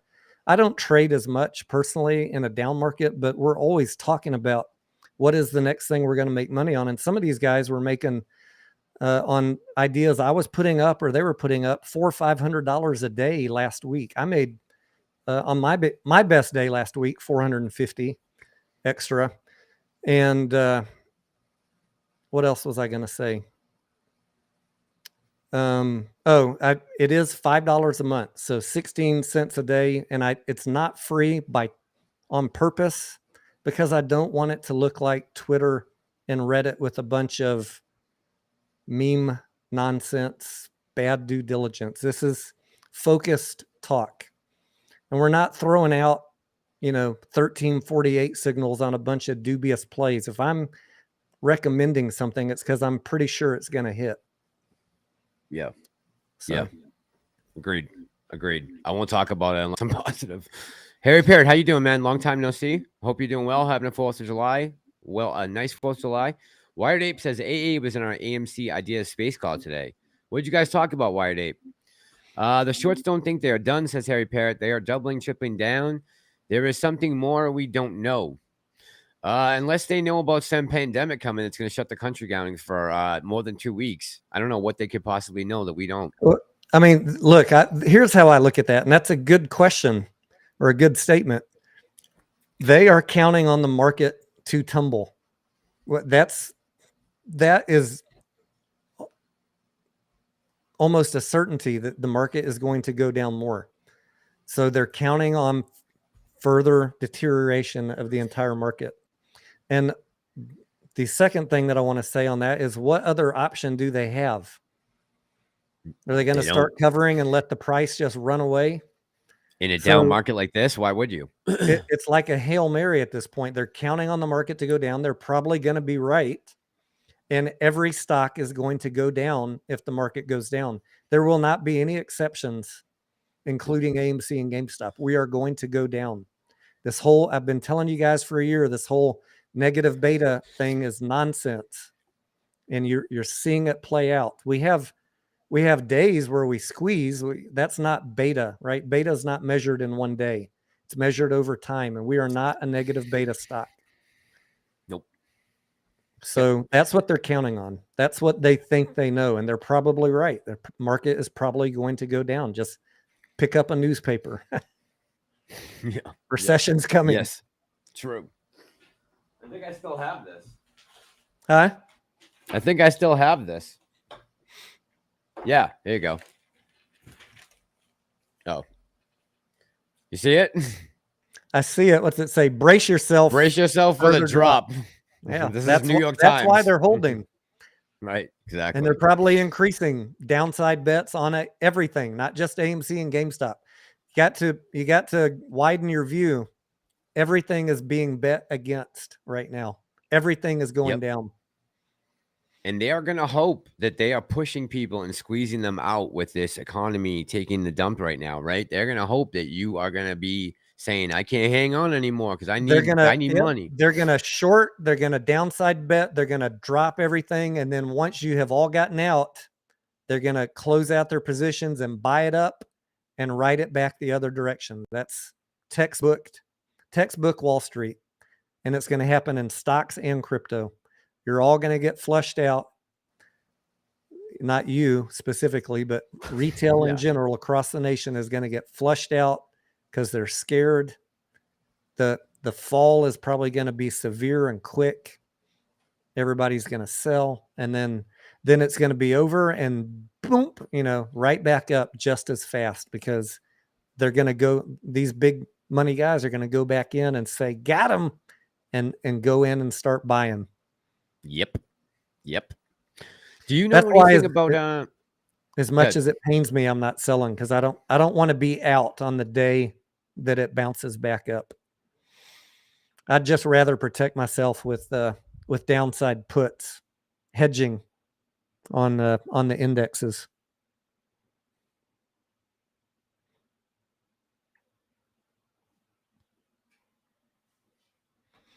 Wendy D says, am I in voice chat during the day? Wendy, there are some people in voice chat during the day. I'm usually too busy researching stuff to be on voice chat. But we get on voice chat more in the evenings. Sometimes we've been playing poker in the evenings too, which is pretty fun when we're done working. But I can be on voice chat if there's people that want to talk about something. I'm usually just sitting right here at my computer working. Mass, no toothpick tonight. Oh no, I got toothpicks. I got plenty of toothpicks. Dark Latin says, Tony, I thought some say AMC can't go under 10 because cost to borrow increases 35% or something. I mean, Dark Latin, we've seen, look at Revlon and Redbox. We had cost to borrow 800%. There's no limit on how high cost to borrow can go. Is it possible for Tesla to tank? There's people in our Discord expecting Tesla to tank. Yeah, Michael Burry is, right? And so is in Bill Gates. He's short on Tesla, remember? Yep. Eric says, Mass, don't ignore this. Boston hat comes off and 49ers hat goes on. When Brady suits up in a 49ers jersey, I'll put on a San Fran hat. Not a second earlier. Dana says, RK, after Moas, you're gonna have to beat them off with a stick. Who, the females? What do you got there? For George, I don't know if you can see this. Oh, yeah. Can you put it a little close? Oh, it's blurry. Ledger. It's not, this is a Ledger Nano S, as in Sam. Ledger Nano S. This one's the S Plus. There are fancier ones with a little more expensive display screens, but the Nano S is a decent middle price cold storage wallet. I'll try and get that video out tomorrow on the setup so you can see it more up close and how to do the install, setup, transfer your crypto, etc. If you guys want, that is it's a link to that Ledger Plus that T has. That is a link to go look at it to see. It's actually only $79 right now. Get it for. I ordered mine on. I have two of them now because I couldn't find my other one. But oh, really? You have two? I ordered this one on Amazon and it was here the next day. Oh wow! Oh, you got next day delivery with it? Okay, so they got them at the warehouse then. Okay, you can get them at Best Buy. Okay, but I don't. My car gets not good gas mileage, so I don't like driving. Yeah. Corbin yeah, you got says, a tank, right?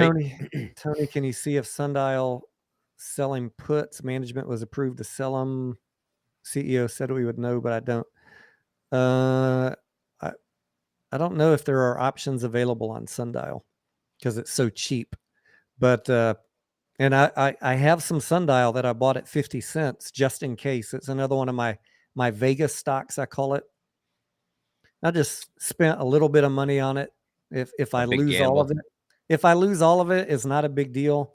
If I turn a few $100 into a few thousand because it pops to $1 or $2, that's So just that's a little bonus. But I am not a big believer in Sundial. I have some along with Aurora Cannabis, and I want to add some Tilray, but the administration kind of lost the momentum, and the Sundial's facing a reverse stock split. So it's not the best story for Sundial right now. I know what the other guys are saying. Yeah. I own it even, but I'm not a believer in it. It's extremely, extremely speculative. Frozen State says there are options. I have 10. Yeah, I don't know if you can still get options now, though, Frozen State. I don't think you can get options on Sundial right now, can you? Yeah, I wouldn't waste money on options on Sundial. Personally, I'd rather just buy the stock because you can hold that without having to worry about them expiring if it doesn't happen in your timeline. Why did SI drop and AMC price hardly move? SI percentage, ask wife's Yeah, boyfriend. that's a great question. That's a good question. Yes. Do you want to? I have a thought, but do you want to share yours? Do you have one? No, not necessarily. Why would you think that SI going down would not make AMC move at all? Yeah, because here's what I think. The only logical explanation I could think of is the market was going down those days. Okay. And so they were selling into, they were covering in lack of buying pressure. Right? Okay. Yeah. You follow what I'm saying? Yes. If it's a couple days where nobody's buying and they see that and the market's going down and people are scared to buy, that's a great opportunity to cover a little bit, because you can buy to cover without affecting the price. Just do it in little doses throughout the day. Yep. That's what I think. I mean, that's the only logical, rational explanation I have of how that could happen. Yeah. Yep. I know we get used to seeing that the price moves up when they cover, but if the market is plunging or going down, that's a great opportunity to cover. When you don't want to cover is when it's going up, because then you're just adding to the upward pressure. So they would prefer to cover on a falling market day. Right. Yep. That's when you would assume them to do it. Yes. That makes sense to you. That's a good answer. I didn't think of it that way, but yeah, if they've seen no volatility in the last couple of days, no buying pressure, yeah, that makes sense that they would just increment in small increments, right? Go in and do that. Absolutely. I mean, what was that? How many shares were covered to drop it 1% or 2%? The short interest, 10, 20 million, something like that. Yeah, 15 million. Yeah. I would need to look it up and see what the amount of shares covered were. But I mean, on a day where the volume 60 or 70 million, that's easily snuck in if nobody else is buying that day without even noticing it. Yeah. Yep.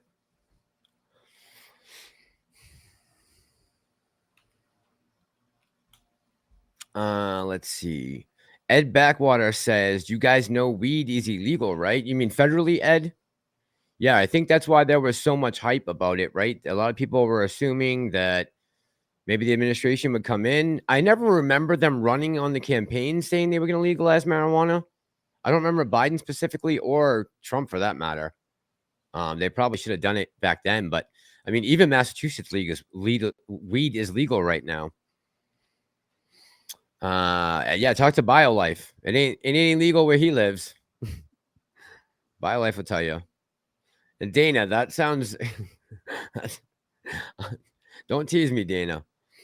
Let's see. Safe bank account is step 1. Bliss says they decriminalized them all.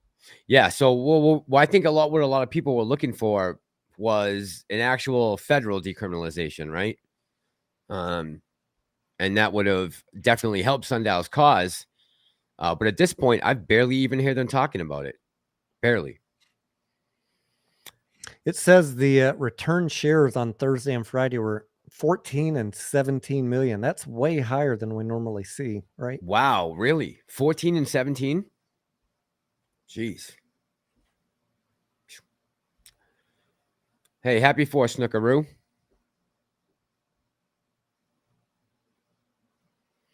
Let's see. 24 The Money says, can you comment on how AMC holders from early 2021 hold real shares? And these are the ones that shorts need to cover. People who bought, say, last week are not holding the real shares needed. 24 The Money. This is such a hard thing to try to explain because of the misconstrued conceptions about it and what people have said on other channels. Because I know people have said that there's only real shares if you bought them before the run up in June. I don't believe that. I think there's many shares that were sold after the June run up that were real shares. I don't know how you can prove one or the other, but you know, T, you want to comment on that? If I had a clown horn, I'd be honking it right now. Not for the question, not for the person that's asking the question, No, but for the person who's making all the videos saying that. Right. Yes. You borrow and just don't sell them to the market. Wired Ape. Marijuana Moment had a lot of source about what they're working for the cannabis laws. Arthur. Oh man. At this point right now, Arthur, you're probably right. I'd probably be done for. Good evening, new guy. How you doing tonight? JM Baron says, Massalorian, can you please check Discord DMs in Pimp? Yes, I will, Jam Bams. I will. Yep. I was just on there actually earlier today. I was sending Adrian a message on Discord. I'm a professional has a good question.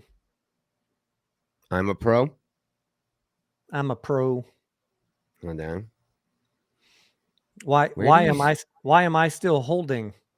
Because the price is dropping.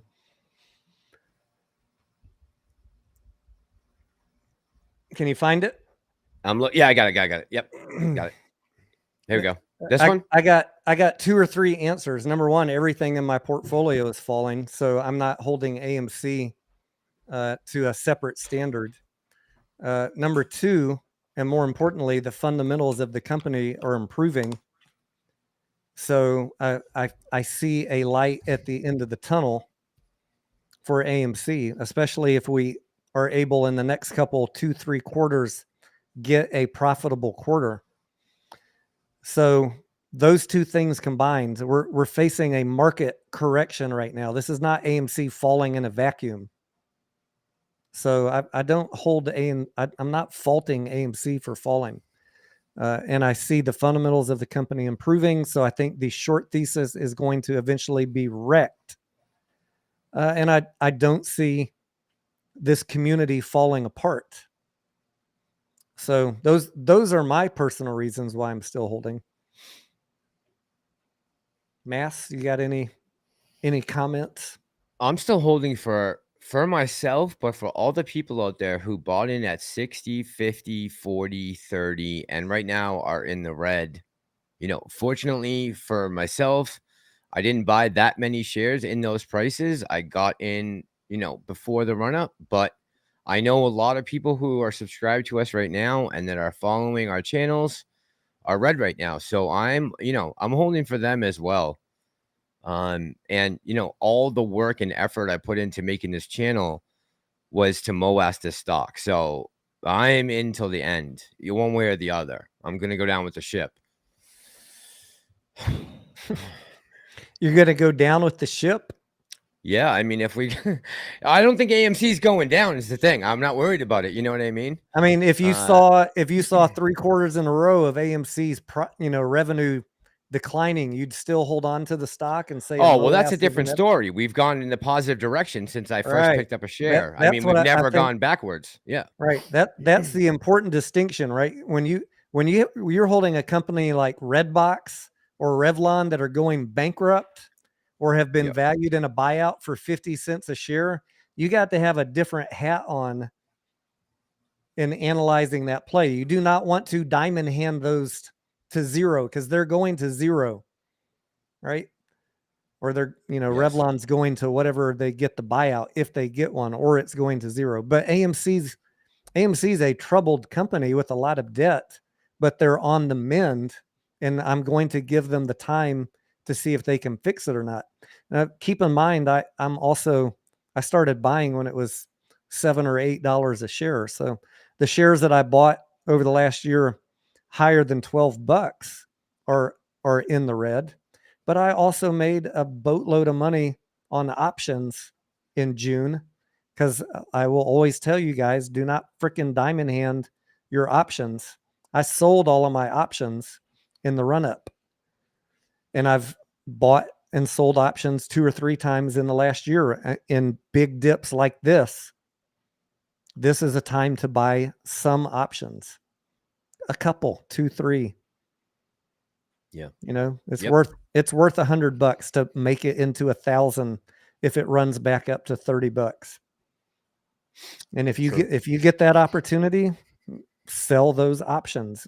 Diamond hand your shares if you want, but take that profit off the table. Time is ticking on options. Don't let anybody trick you into diamond handing options. Screw that. Nope. Take those profits. Take them off table. Jennifer so says, I'm fine. I'm fine overall on my play. I'm way ahead.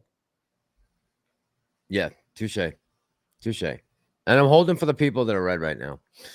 I'm an ape. Told Tony about Revlon. Look at DWAC. Trump expected to announce next run. Yeah, Jennifer, we talked about that at the outset. It was one of the first things we talked about was DWAC for Tuesday.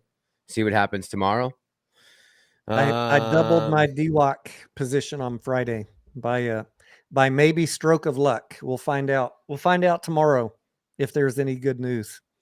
And if there's not, I'm fully prepared for DWAC to go to 0. So, but it's another one of my Vegas plays. I have a couple of them. Vegas play means it's a pure gamble. I don't recommend it to anybody who has money to lose, because you could lose it all. But you could get nice you believe jackpot. In it. You could get a nice jackpot. Okay. New Mega, thank you, my friend. He says, do you guys believe the next AMC earnings can go at least a penny positive beat? Does Aaron know something? Absolutely, we could. Absolutely. This could be the best quarter we've seen in years.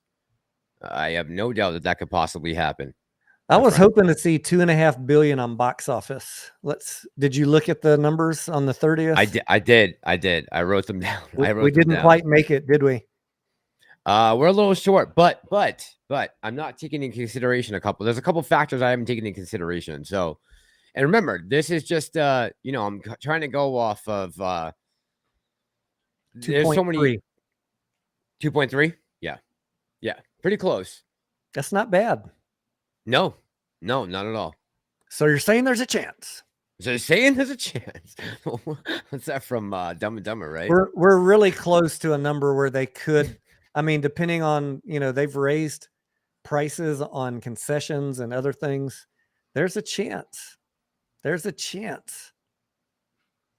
Bigums, what's up, brother? I see Bigums is back in the chat. And Hector. Good evening, guys. What's up? Yeah, we have a chance. We do. George says, Cost is a sleeping giant between meme stocks. Made my money twice already with this one. Yeah, did Cost... Am I imagining things, or did Cost have a little run the other day? Maybe I'm imagining things.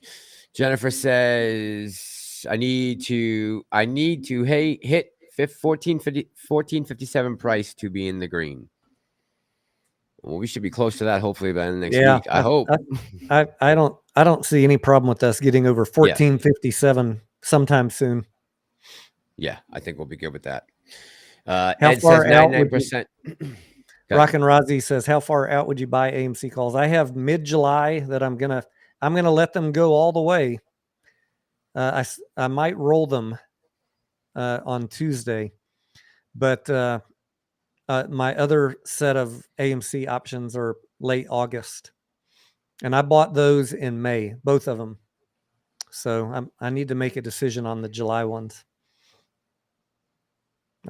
I really don't want to just let them tick to 0. I might roll them. I saw someone asking something about my broker wouldn't let me roll. They wanted me to sell the options and rebuy them. That's the same thing, right? Some brokers have a roll function built in where it just does it in one transaction, but a roll is essentially a sell and buy back. So whatever you do, if you hit a roll button, or if you're on a broker that doesn't have it, just close your options and immediately rebuy them for a later date at the same strike. You just rolled your options. You kept your same position. It cost you a little money. You gave yourself more time. Only do that if you're really confident Yes. Ed says Trump will be tried in court for treason. What court, Ed? Kangaroo court? With Liz Cheney and Kinzinger? But by the time Liz Cheney is going to be out of her seat before the trial's over. So good luck with that. Prometheus. Does anyone have an opinion on Minecraft now? Minecraft. Oh, Highcroft, maybe. The mine Highcroft, Jennifer? Yeah. Well, it says Minecraft. Highcroft mine.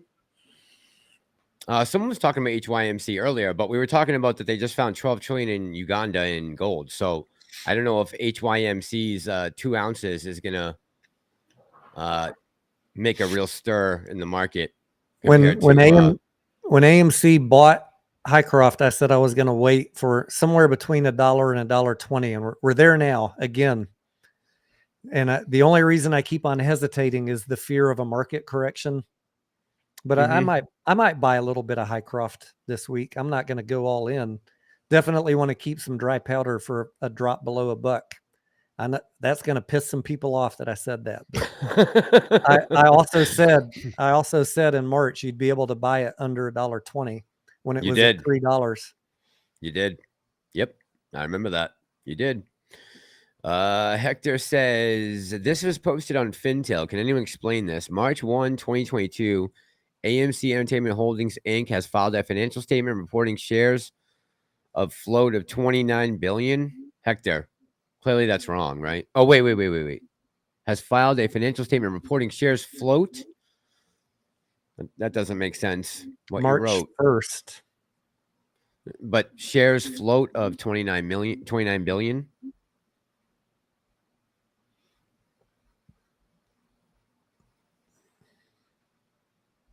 That doesn't make sense. I don't know. Multiply the float times the price on March 1st. Do we know what the float was then? I mean, just figure 500,000. Yeah, 516. What was the price on March 1st? Yeah, I'm looking it up right now. It was. Man, when you have Restream running, your internet is so slow. Is yours the same way, Tony? Your internet is slow. Thank you. Yeah, whenever Restream's running in the background, everything takes an hour to load. Just trying to pull up a chart, it's like ridiculous. 18. Okay, so let's do the math on that.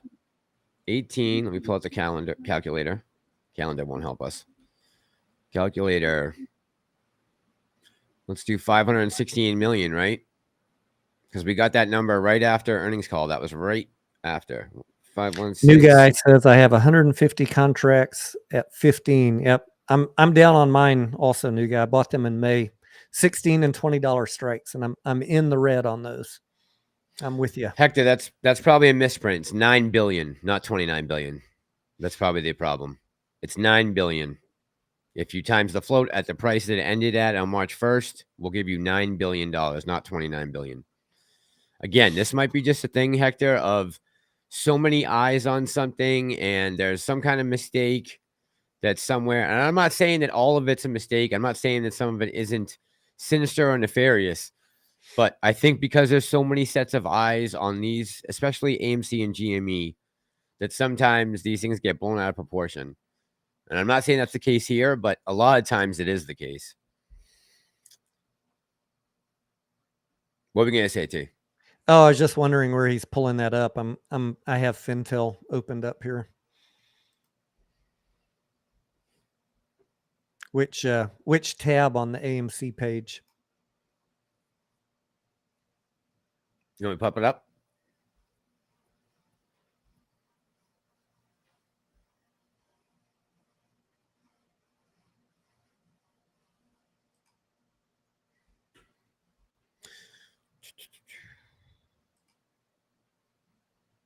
There's so many. I'll wait for him to follow up. Okay.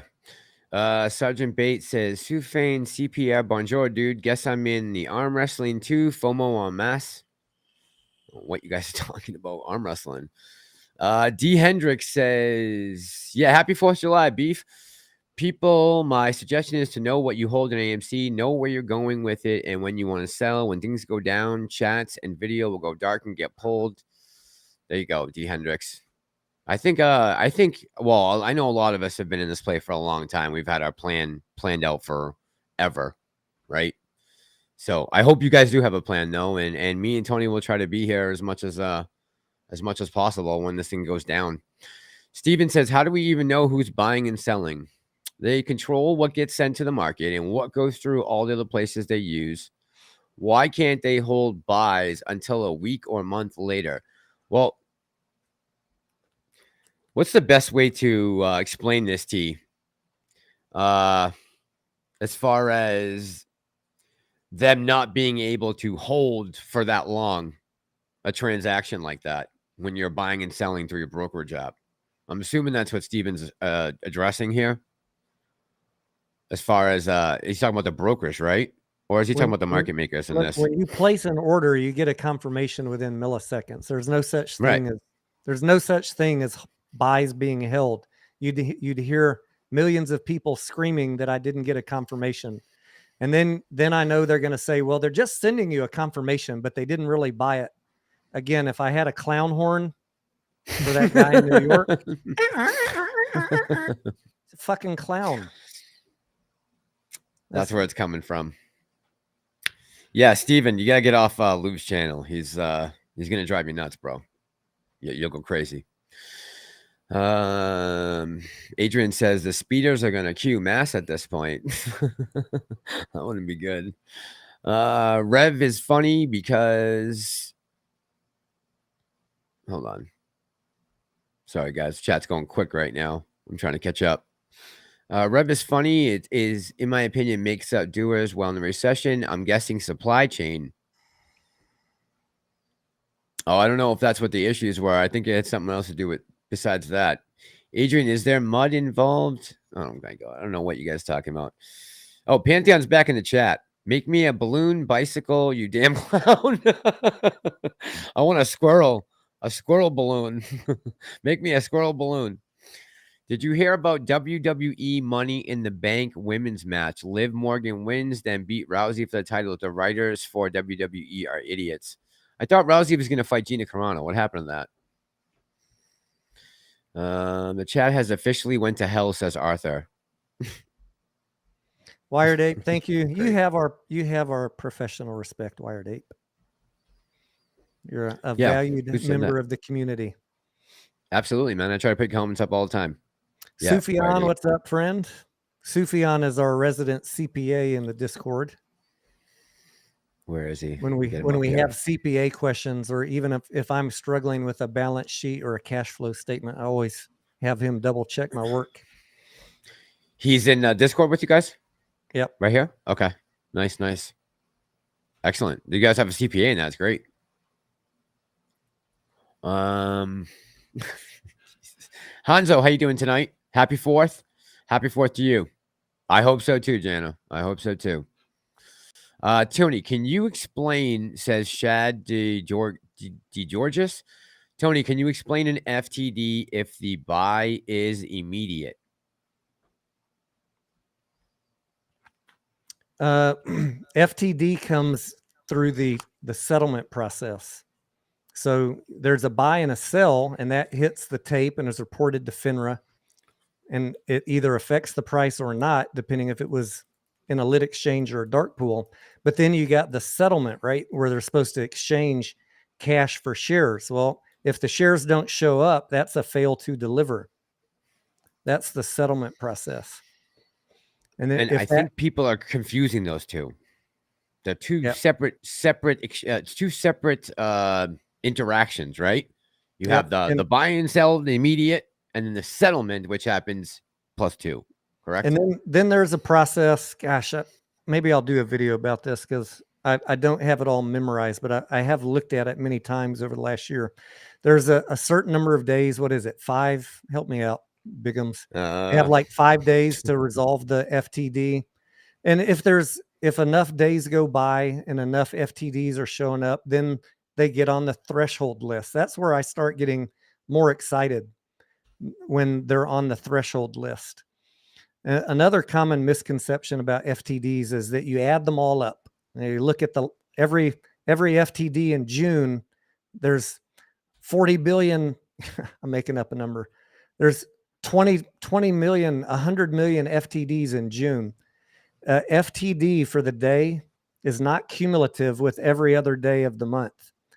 If they report an FTD for June 15th, that was any FTDs that were not resolved from the day before, plus new ones minus ones that were covered. So each day is its own data point. They're not added up. And I see the clown channels adding them up all the time. Like there's 20 billion FTDs. And okay, maybe there are, and I have said this many times, they're probably quite likely, I will allow the fact that they have found out ways to hide or reboot or reset FTDs, and they've gotten better at it. So the numbers we're seeing are lower. Absolutely a possibility, right? There could be tens or hundreds of millions of FTDs. I can't prove there's not.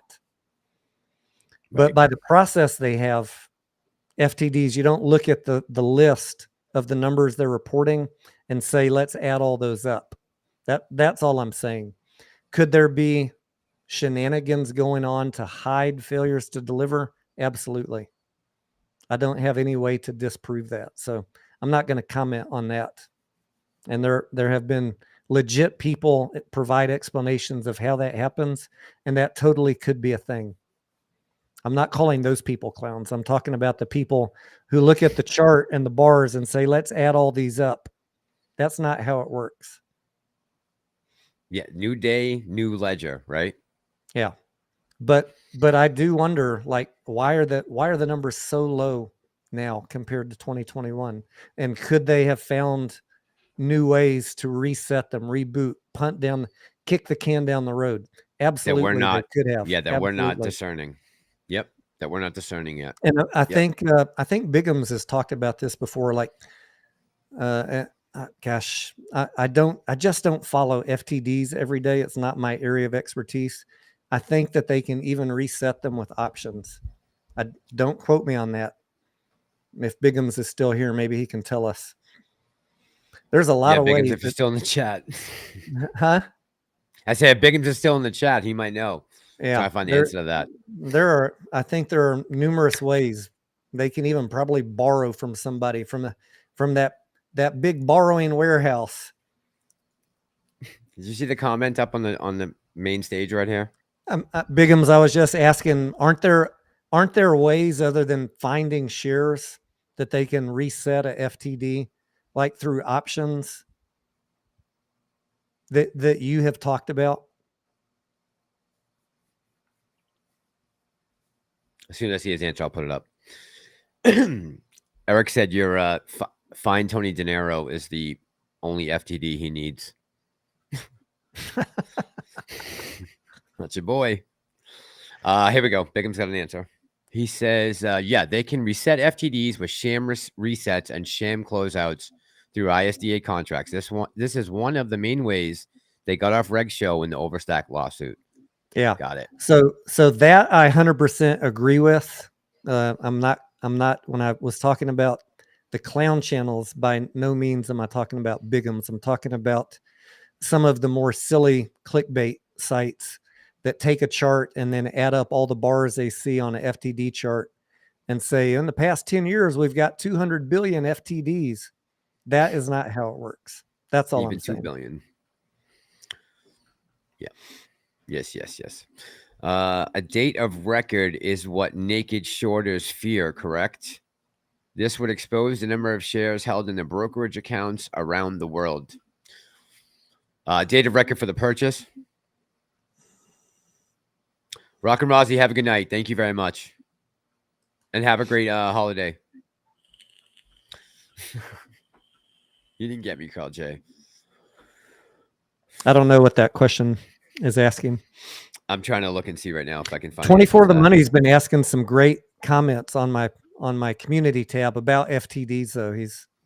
I like it when people ask questions that make me think. And he's thinking too, which I like. I appreciate that. Oh, a lot of people are thinking. How are the FTDs even possible if transactions are complete when you get notification? So all right, there's a couple things, right? Before the settlement date, there could be delays or errors confirming or matching trades. Maybe the seller doesn't have the necessary securities and they can't borrow them or purchase them. There's a number of reasons, right? T, what are some other reasons?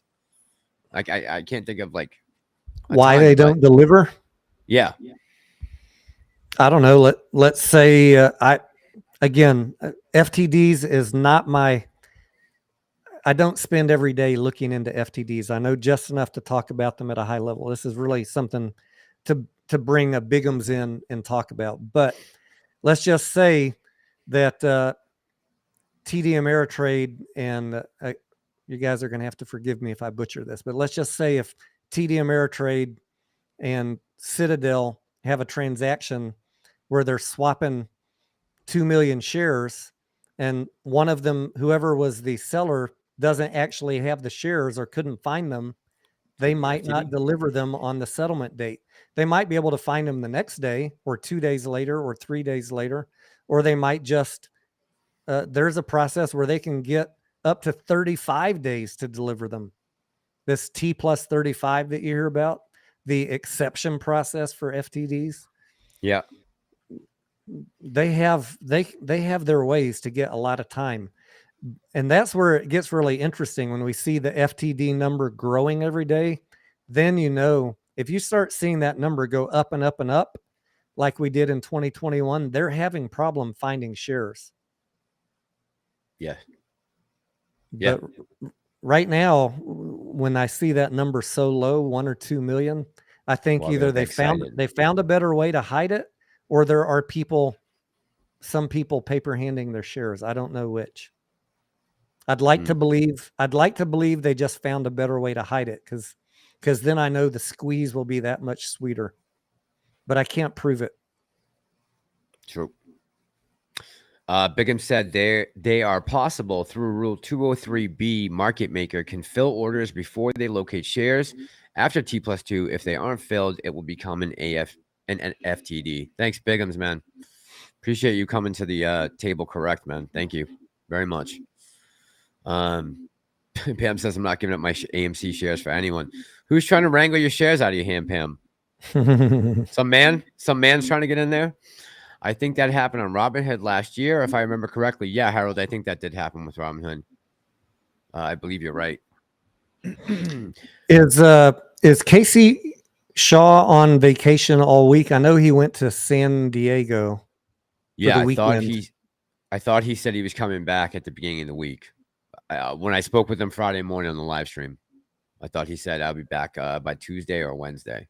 I'm just asking because someone's asking if who's going to be available to stream during the day. I was going to stream if he's not streaming, but when it's a completely red day in the market, I'm not providing my best value sitting here watching the market go down all day.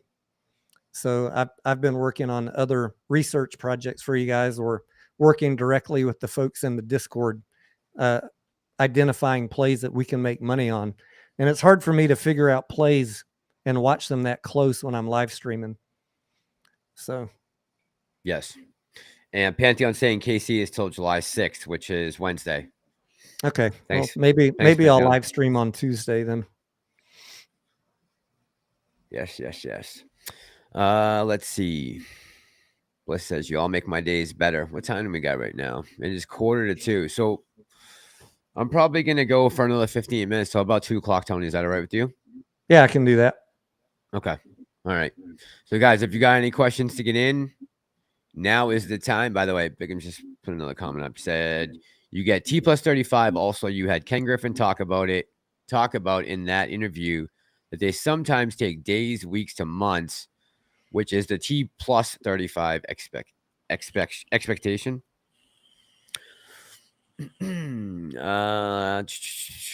Let's see. Yeah, I think Bighams is in Tony's chat, guys. So if you're not seeing the chat come up, it's possible because he's on Tony's chat. I'm not sure. He's in my chat. Yeah, it should come up in the restream. Yeah, it should come up for sure. Casey, Jason says we'll be back on Unless streaming someone on blocked Thursday them morning. on your channel. No, they shouldn't have. No, it One would should still be- show up. No. Yeah. It would- Yeah, no. I can see him coming through. I can put his comments up, so no one blocked him here. Let's see. If the reverse repo numbers come lower, we will see the SPY break out, filling the gap to 400. Hold on. I didn't read that right. If the reverse repo numbers come lower tomorrow, we will see the SPY break out, filling the gap to 409. Have the reverse repo numbers? Those are coming. Those are coming down right now, right?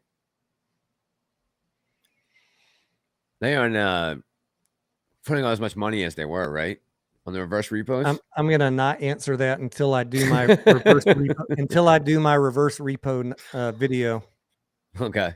All right. It's not something I track every day. It's repos and it's a reverse- tricky subject. It's a tricky subject. I get it. Everybody's excited about repos and reverse repos, but it is part of how the Fed operates with banks. And so I don't want to cover that because I don't agree with what everybody's saying, but I will make a video on it from a economist, finance, banking guy's point of view. And I mean, it is horrible what the Fed has done to this country, but I don't necessarily agree that it's all everything that it's made out to be. That's all I'm going to say for right now. I don't want to step on other people's due diligence. It's just, it's something interesting to keep an eye on, and it is troubling what they've done. To I answer don't Steven's track it question, every day. I don't put any faith in what they're saying is legit since they're self-reported. So I just take those numbers just to run basic numbers. I take off the information they report. I do not take those numbers to heart. I don't believe what they're telling us is all legit. We're probably only getting a portion of the story. Definitely not all of it. That's for damn sure. USC, UCLA moving to the Big Ten. Is that true, Harry Parrott? I didn't hear that. Man, the Pac-10 is going to be in trouble. Vanilla Gorilla says, so let me get this straight. If you didn't own AMC for over 28 more months, according to X dividend date, you're not entitled to a dividend. If you didn't own AMC for over 28 months, is he what is he speaking on? We haven't announced any dividend. But is he thinking of GME? I don't know. If AMC were to announce a dividend next week, they would say something like the X dividend date is going to be July 15th, and the dividend will be paid on July 30th. It'd be something like that. So as long as you're holding it by the date that they announce, you'll get a dividend. But there's no plans to do a dividend for AMC. Right. The stock dividend for GME, Vanilla Gorilla, if that's what you're thinking of the stock dividend that hasn't been announced yet. And you just have to own it before the final date that the announcement gives, right? They'll say you have until September, or, put any date you want there. As long as you're in by then, you're good. 801's asking about drive-ins. Oh, Got you him? brought that up too. Adam Aaron actually answered that a couple quarters ago. Do you remember that? Massalorian? Yes, he said they weren't profitable. Yeah, the problem with drive-ins is you got to buy a lot of real estate, and you can't really show movies during the day, and you can only turn maybe one time per day. So you got this one big screen where you can show maybe two, or you can show one or two movies a night. And he just said the economics of it don't work. They want to have a screen where they can start showing movies starting at 11 a.m. Yeah. And you just can't do that with the drive-in. So, and it just takes up too much real estate with all the parking spots. Yeah. So I haven't done the economic analysis, but they claim they have. I don't know. Most of the drive-ins in my area have gone out of business. So I think that kind of speaks for itself. Yeah. Yeah. Yeah. It's almost a novelty now, right? If you can find one. Is it possible for the hedge funds to close up short without closing their short positions? No, right? They have to close up all shop, positions. like go out of business. Now, Yeah, they can't leave. Someone's got to close out that position. Right. Either the hedge fund to close up shop, or the prime broker who's backing them if they go bankrupt. Someone's got to close it out. Yes. Someone loaned them that share. It's got to be returned. Harold says, real estate is too expensive for a drive-in. Just hang on to your shorts, Harold. It'll be coming down real soon. You'll be able to get land on the cheap. Dana says a lot of future customers being made in the drive-ins. You mean... What was that? I see. She said a lot of future customers being made in the drive-ins. Oh, gotcha. Conceived in the drive-ins, I think is what she means. Let's see. Oh, that's what she was saying. Do you think, hang on. Do you think Coinbase is going to halt trading like Voyager? I just opened an account and was planning on depositing a few thousand a trade, but after reading about Voyager, I'm hesitant in thoughts. So Gus, I think Tony has me pretty convinced at this point to pull my money out of Coinbase. As soon as I make this move, I'm going to end up probably transferring all of my crypto onto one of these things that Tony has here. I'm trying to remember the name of it. The Ledger Nano S Plus. Yeah. So I would be cautious right now. I know there's been a lot of rumors churning about Coinbase so far. They've been able to hold on, but only time will tell on that. I'd rather be safe than sorry, to be honest. Frozen State Production says I bailed on Coinbase. Yeah, it seems like there's a lot of that going around. Drive-ins aren't dead. I always go. Adrian. Has retail caused any hedge funds to go bankrupt since we've been buying AMC and GameStop shares? Yes, Clark. Well, no, I don't know about bankrupt. We took Citron out pretty hard. Melvin's gone. There was one hedge fund in England that we wiped out. If they had let the metals exchange thing go on, that would have wiped out some funds probably. But yeah, there's been a couple, but we haven't had that domino effect, right? We haven't had that one hedge fund that starts the trickle down effect to everyone else. We haven't had that, whoever that first position is that we really need to take out the knees of the funds going right down the line. That's what we're waiting on. Let's see. Eric was asking, I think it was Eric asking about best Tex-Mex in Austin. Eric, that can be fighting words depending on how I answer that. So I would say DM me on Twitter and let me know what part of town you're staying in. And if you're going to be walking, Uber, or rental car, because there's a bunch of good places in and near downtown. And we have everything from cheap little taco dive bars and food trailers, which are fantastic, to fancy high dollar Mexican restaurants. So depends on what you're after. Everything exists here. This is one of the homes of Tex-Mex. I'm happy to point out a few, but I need to narrow it down because there's literally hundreds of them here. What is Tex-Mex? What is Tex-Mex? Mm-hmm. Oh, I mean, typical, it would be a plate of enchiladas smothered in cheese and sauce with a side of rice and beans. Oh, that sounds good.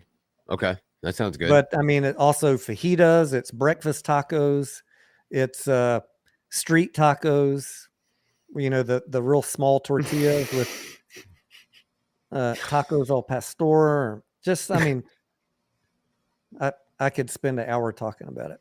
Okay. Someone said, Tampa Bay Buckeye said, Masso hits the Edo truck only. I don't hit the California burrito truck. I used to when I lived in California. I'd get the California burritos, but that's not Tex-Mex. Tony's talking about legit Tex-Mex, like down in Austin where he lives. It's Jordan, not Taco Bell. Let's say it's not Taco Bell, right? Not even Chipotle, right? No. Better? Yeah. No. George says my freaking Voyager account is gone, I guess. Did you George, did you get trapped in Voyager? Let's see. Pantheon says, Pantheon helped Vanilla Gorilla out with whatever his question was. Touche, my friend. There you go. Wow, what is Tex-Mex, says Eric Bissell. I'm from New England, bro. I don't know what Tex-Mex is. I know how to eat a lobster roll. That's about it. Let's see. Voyager made all of them crypto go for a long time to the crypt, says S. Jackson. Right. Yeah, I'm looking at this. I don't have anything in Voyager, but 2 days ago, Voyager suspends all trading, deposits, and withdrawals. That's going to be my worst nightmare if I wake up tomorrow and I see that on Gemini before I can move everything else out. What do you have? Do you have Phantom and Gemini? Yeah. I have some left in Kraken and Gemini. I moved everything out of Coinbase. Okay. You don't have any BlockFi, huh? Nope. Okay. Yeah, George. A small amount, you say? Harry Parrott says, I can get you some great carne gusada in my town. Is that something I've never heard of before? Carne gusada? Carne gusada is like a stewed meat. It's excellent if done right. Absolutely. You should look up. Probably don't have a lot of carne gusada in Boston, but I've never heard of it. When y'all come down here, I can certainly hook you up with some. One of my friends owns a chain of Mexican restaurants here. El really? Tex-Mex? Yeah. Okay, I've just never seen that before. Gusada. It's interesting. I wonder what's different about it than just like a regular carne asada. It's got to be something soft stewed beef with a tomatoey sauce. Stewed beef, not grilled. Okay, that's the difference then, probably, right? The way it's cooked, the beef, I'm assuming. Okay, got it. Oh, it originated in San Antonio. Okay, that makes sense. Okay. Oh, so maybe I have had it. Arcade, I used to live in San Diego, but we never called it Tex-Mex. Like, I used to live in Claremont, so I went to a couple places there. I lived right outside La Jolla. I lived at college at San Diego State. So I've had tons of Mexican food, just never called it Tex-Mex.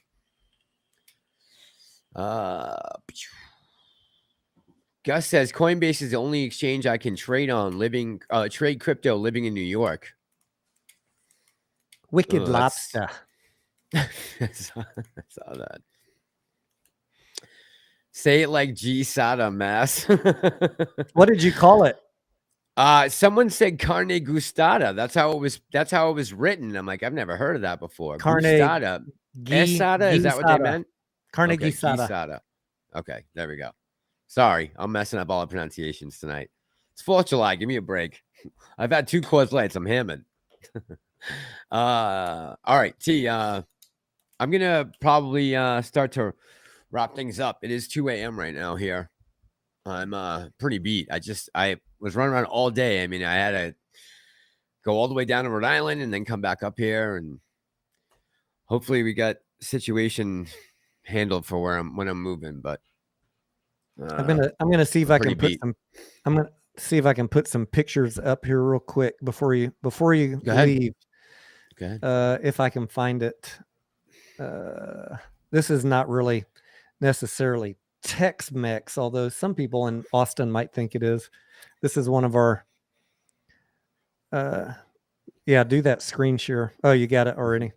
Yep. This is Torchy's Tacos. I would not call this Tex-Mex, but it is pretty popular in Austin. It started out as a trailer taco place. Not Tex-Mex, all right? But Eric, if you want to try something pretty good and it's a decent amount of food, 2 of these will fill you up. The trailer park has fried chicken, green chilies, pico de gallo. What else do I normally get? The Baja shrimp is pretty good. Again, not Tex-Mex. Green chili pork carnitas, green chilies, cotija cheese, cilantro, onions, and lime. That one's a little more Tex-Mexy. This one is very Texan. It's barbacoa with avocado, cotija cheese, cilantro, and there's another one. Oh, we have the Republican and the Democrat. This is a taco with jalapeno cheddar sausage. That was the Democrat. Yeah, the Democrat and the Republican. So is the Democrat, is barbacoa pork? Is that like pulled pork almost? Barbacoa? Yeah. Okay. I'm pretty sure barbacoa is pork. Correct me if I'm wrong, guys. Then there's your typical beef fajita. And we got, for the Californians, we got the blackened salmon taco. And we got, for the real Texans, a smoked beef brisket. Not Tex-Mex restaurant, but some damn fine tacos, just about any type of protein that you would like to try. And they have breakfast tacos also. They look damn good, as the top says. Man, all that food looks phenomenal. Holy crap. Is this the chain your buddy owns? Nope. This is just one that's very popular locally. Okay. Eggs, potatoes, smoked beef brisket. This go get 2 of these for $8 for breakfast. You'll be full past lunchtime. Unless you're the ape father, you might want to order 5 or 6. Yes. Chorizo, egg, and cheese. Have you ever had chorizo, Massalorian? Yes. Sausage? Yes, I have. Not chorizo. I don't know that I'd call it sausage. It's traditionally pork salivary glands.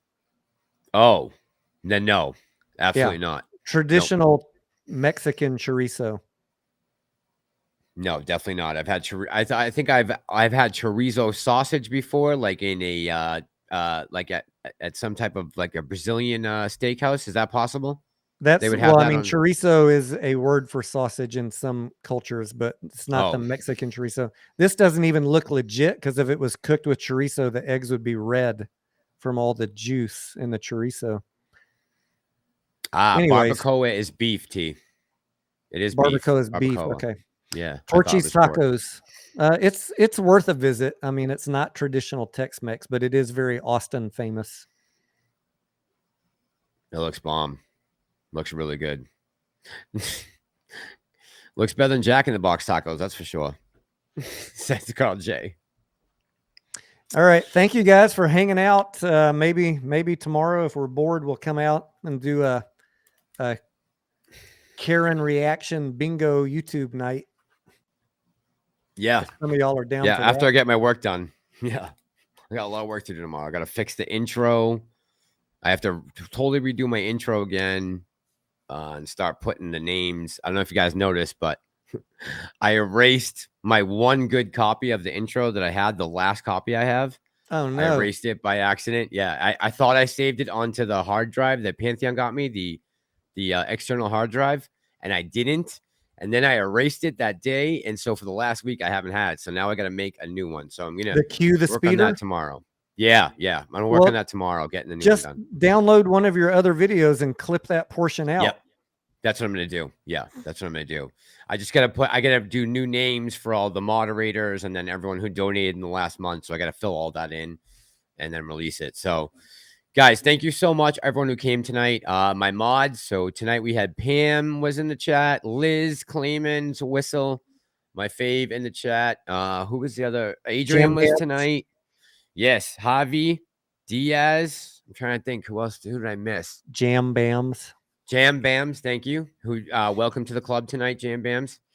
He's going to be our new mod, right? I think we got everybody. Pantheon, thank you for coming by and hanging out, answering questions. AMC Bigums, appreciate you, brother, coming in as always. Both you guys are invaluable to us. We thank you so much. And guys, thank you for spending the holiday with me and Tony and Pantheon for when he was on. And we love all of you. And we're still holding and we're here. So reach out if you need us. We'll be around tomorrow. Hopefully we do get something up and going tomorrow. If you guys are, if you're interested in Karen Bingo, drop us a comment after we end the live stream so we can see how many people would come back. Good idea. That. Yeah, if you guys want to do it tomorrow night, let us know in the comment section, either mine or Tony's. We'll take a feel and see if it's something you guys want to do, and we'll do it. That sounds good. And you don't have to drink shots. You can have a Miller Lite and just sip every time Karen knocks out a bingo. There you go. Knocks out a square on the bingo card. There you go. Yes, and I will check I will check Discord as soon as we sign off. Just understand, usually me and Tony talk for a while after we get off live. So if I'm not right on, it's because I'm still talking to Tony. But yes, guys, I will jump on Discord as soon as me and Tony are off. Thank you guys so much. Have a great holiday tomorrow. Love all you. Have a great night. Appreciate your time. Happy July 4th. Be safe. Mañana. Yeah, be careful. Be careful. And glad everyone's feeling better who was sick. All right, guys. I'm out of here. Bye. Bye-bye.